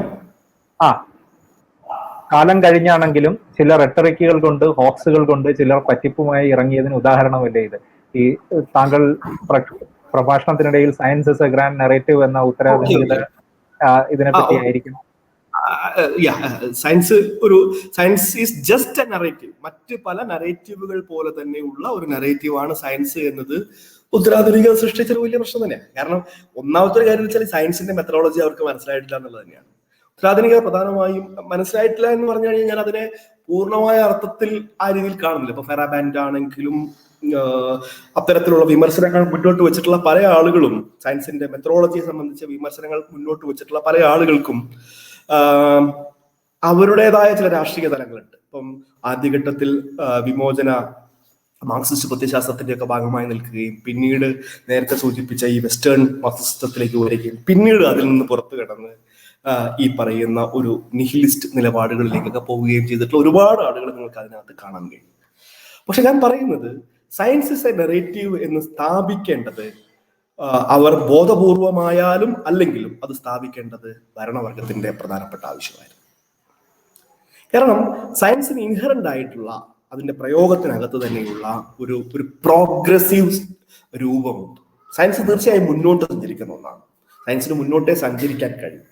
അതുകൊണ്ട് തന്നെ അതിനകത്ത് ഇൻഹറന്റ് ആയിട്ടുള്ള ഒരു വിമോചന സാധ്യതയുണ്ട് എന്നുള്ളതാണ്. അതിനെ സപ്രസ് ചെയ്യണമെങ്കിൽ സയൻസിന് സ്വാഭാവികമായിട്ട് നമ്മൾ നോക്കൂ, വളരെ ഇപ്പോഴും സയൻസിന് ഫിലോസഫി ഓഫ് സയൻസിനെ സംബന്ധിച്ചിടത്തോളം നോക്കുകയാണെങ്കിൽ അതിന് മാർക്സിസവുമായി വലിയ എന്താ പറയുക ഇഴുകിച്ചേരാനുള്ള സാധ്യതയുണ്ട്. കാരണം ഇതിന് രണ്ടിനെ സംബന്ധിച്ചിടത്തോളം ഒരു പ്രോഗ്രസീവ് മുന്നോട്ടുള്ള പ്രയാണത്തെ സംബന്ധിച്ചിടത്തോളം ഉള്ള ഒരു സാധ്യത ഇൻഹറന്റായി അതിനകത്ത് നിൽക്കുന്നുണ്ട്. അതിനെ തടസ്സപ്പെടുത്തുകയും പകരം ഇത് ഭരണവർഗത്തിന്റെ സാമൂഹിക വ്യവസ്ഥയുടെ പ്രശ്നമല്ല ഈ ചൂഷണങ്ങൾ, ഈ പട്ടിണി, ഈ രോഗങ്ങൾ, മറിച്ച് ശാസ്ത്രത്തിന്റെ തന്നെ പ്രശ്നമാണ്, അതുകൊണ്ട് ശാസ്ത്രമാണ് പ്രശ്നക്കാരൻ എന്ന് സ്ഥാപിക്കുകയും ചെയ്യേണ്ടത് ഈ ശാസ്ത്രത്തെ ഉപയോഗിക്കുന്ന ഭരണവർഗത്തിന്റെ താല്പര്യമാണ്. അതിന് ബോധപൂർവമോ അബോധപൂർവമോ ആയ ഇരകളാക്കി മാറ്റുകയാണ് ഇത്തരത്തിലുള്ള ഉത്തരാധുനിക രാഷ്ട്രീയം ചെയ്തത് എന്ന് ഞാൻ സ്വാഗതം.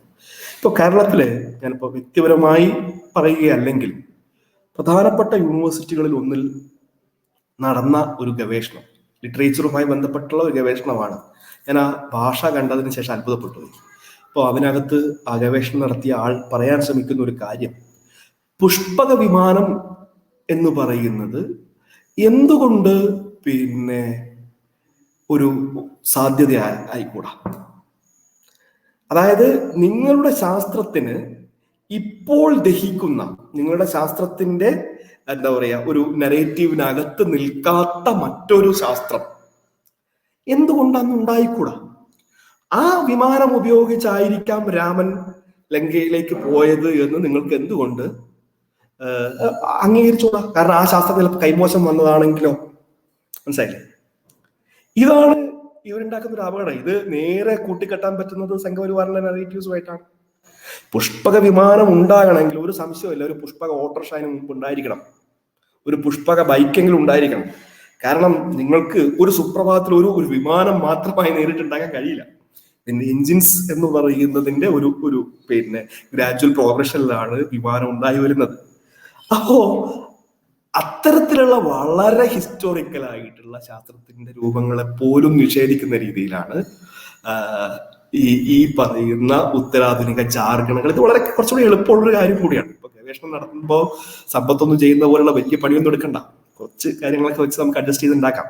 ഈ ജാർഗൻസ് ഒരർത്ഥത്തിൽ ഞാൻ നേരത്തെ പറഞ്ഞ ഭരണവർഗങ്ങൾക്ക്, ഇപ്പൊ ഇന്ത്യയിലാണെങ്കിൽ ഹിന്ദുത്വ രാഷ്ട്രീയത്തിന് എങ്ങനെയാണ് ഒശാന പാടുന്നത് എന്ന കാര്യം കൂടി നമ്മൾ അന്വേഷിക്കേണ്ടതുണ്ട്. സത്യമാണ്, റിട്ടറിക്കുകൾക്ക് വലിയ സാധ്യതയുള്ള ഒരു സമൂഹമായി, ഒരു കപട സമൂഹമായി നമ്മളെ മാറ്റാൻ കഴിഞ്ഞിട്ടുണ്ട്. ഞാനിത് പറയുമ്പോൾ ഇതൊരു അക്കാദമിക് പ്രശ്നം മാത്രമല്ല. നിങ്ങൾ നോക്കൂ, കേരളത്തിൽ കഴിഞ്ഞ ഒരു 25 വർഷത്തിനിടയിൽ നടന്ന TV ഡിബേറ്റുകൾ മാത്രം നിങ്ങൾ എടുത്തു നോക്കിയാൽ മനുഷ്യന് ഗുണമുള്ള, മനുഷ്യന്റെ ഉൽപാദന പ്രശ്നവുമായി ബന്ധപ്പെട്ട, ജീവൽ പ്രശ്നവുമായി ബന്ധപ്പെട്ട ഒരു ഡിബേറ്റ് ഈ 25 വർഷത്തിനിടയിൽ നമുക്ക് കാണാൻ കഴിയും. കാരണം നമ്മുടെ മൊത്തത്തിലുള്ള സൈദ്ധാന്തിക വ്യവഹാരങ്ങളെ മുഴുവൻ ഇത്തരം ജാർഗണുകളിൽ മുക്കി മാറ്റുകയും അങ്ങനെ യഥാർത്ഥ ഭരണവർഗത്തെ, ചൂഷകരെ രക്ഷിക്കുകയും ചെയ്യുക എന്നുള്ള പണി വളരെ വിദഗ്ധമായിട്ട് ഇവരെടുക്കുകയാണ്. നമ്മൾ കരുതുന്നത് നമ്മളെന്തോ വലിയ സൈദ്ധാന്തിക സംവാദത്തിൽ ഏർപ്പെടുകയാണെന്നാണ്. പക്ഷെ 25 വർഷം കൊണ്ട് നമ്മൾ ഒരു സൈദ്ധാന്തിക സംവാദവും നടത്തിയിട്ടില്ല എന്ന് നമ്മൾ തിരിഞ്ഞു നോക്കുമ്പോൾ മനസ്സിലാവുകയും ചെയ്യും. ഇതാണ് ജാർഗണുകളുടെ ഒരു വലിയ ഗുണം. ഓക്കെ, വളരെ നന്ദി. വളരെ പ്രസക്തമായ ഉത്തരങ്ങളാണ് നൽകിയത് മുഴുവൻ. നമുക്ക് ഇപ്പോ നമ്മുടെ ഈ കാലത്ത് വളരെയധികം റിലേറ്റ് ചെയ്യാൻ പറ്റുന്ന പല കാര്യങ്ങളാണ് താങ്കൾ സംസാരിച്ചത്. എങ്ങനെ ഇത്തരത്തിലുള്ള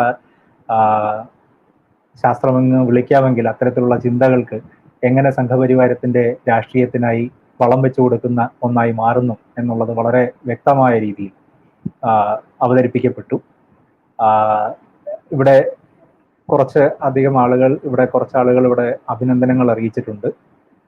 അതിൽ KP സജിനാഥ്, കൊല്ലത്തു നിന്നുള്ള സാംസ്കാരിക പ്രവർത്തകൻ, ഇടതുപക്ഷ പ്രവർത്തകൻ, ഇരവി ഗ്രന്ഥശാല നേതൃത്വം നൽകുന്ന KP സജിനാഥ്, അദ്ദേഹം പറഞ്ഞിട്ടുണ്ട്, നല്ല അവതരണം, കാമ്പുള്ള പ്രഭാഷണം.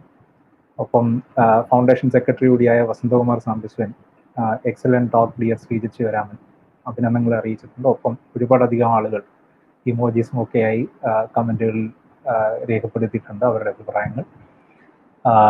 എല്ലാവർക്കും മനസ്സിലാകുന്ന രീതിയിൽ സംസാരിക്കുക എന്നത് വളരെ പ്രധാനപ്പെട്ട ഒരു കാര്യമാണ്. ഇന്ന് ശ്രീജിത്ത് ഈ പ്രഭാഷണത്തിലൂടെ പറയാൻ ശ്രമിക്കുന്നതും അത് തന്നെയാണ്. ഏറ്റവും പ്രധാനപ്പെട്ട, നമ്മുടെ ജീവിതത്തെ മുന്നോട്ട് നയിക്കുന്ന ഏറ്റവും പ്രധാനപ്പെട്ട ഒരു ശക്തി തന്നെയാണ് ശാസ്ത്രം എന്നത്. ആ ശക്തി, അതിൻ്റെ സന്ദേശങ്ങൾ ഏറ്റവും ജനകീയമായ ഭാഷയിൽ എങ്ങനെ ആളുകളിലേക്ക് എത്താം, അത് സാധാരണക്കാരൻ്റെ വിമോചനത്തിനായി എങ്ങനെ ഉപയോഗിക്കാം, എങ്ങനെ ഉപയോഗിക്കേണ്ടതുണ്ട്, അതിൻ്റെ ആവശ്യകതയെ പറ്റിയാണ് ശ്രീജിത്ത് വളരെ പ്രസക്തമായി ഊന്നി സംസാരിച്ചത് അദ്ദേഹത്തിൻ്റെ പ്രഭാഷണത്തിലുടനീളം.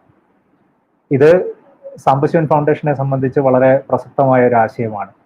ഞങ്ങൾ മുമ്പോട്ട് വെക്കുന്ന ഒരു സാംസ്കാരിക ദൗത്യത്തോട് ചേർന്ന് നിൽക്കുന്ന ഒരു ആശയം കൂടിയാണ്. സാംബശിവൻ നേതൃത്വം നൽകിയ കഥാപ്രസംഗം എന്ന വലിയ പ്രസ്ഥാനത്തിന് പിൽക്കാലത്ത് ഒരുപാടധികം ആളുകൾ പ്രചാരം നൽകിയിട്ടുണ്ട്. അതിൻ്റെ ഏറ്റവും പ്രധാനപ്പെട്ട പുതിയ പരീക്ഷണങ്ങളിലൊന്ന് ശാസ്ത്ര കഥാപ്രസംഗങ്ങളാണ്.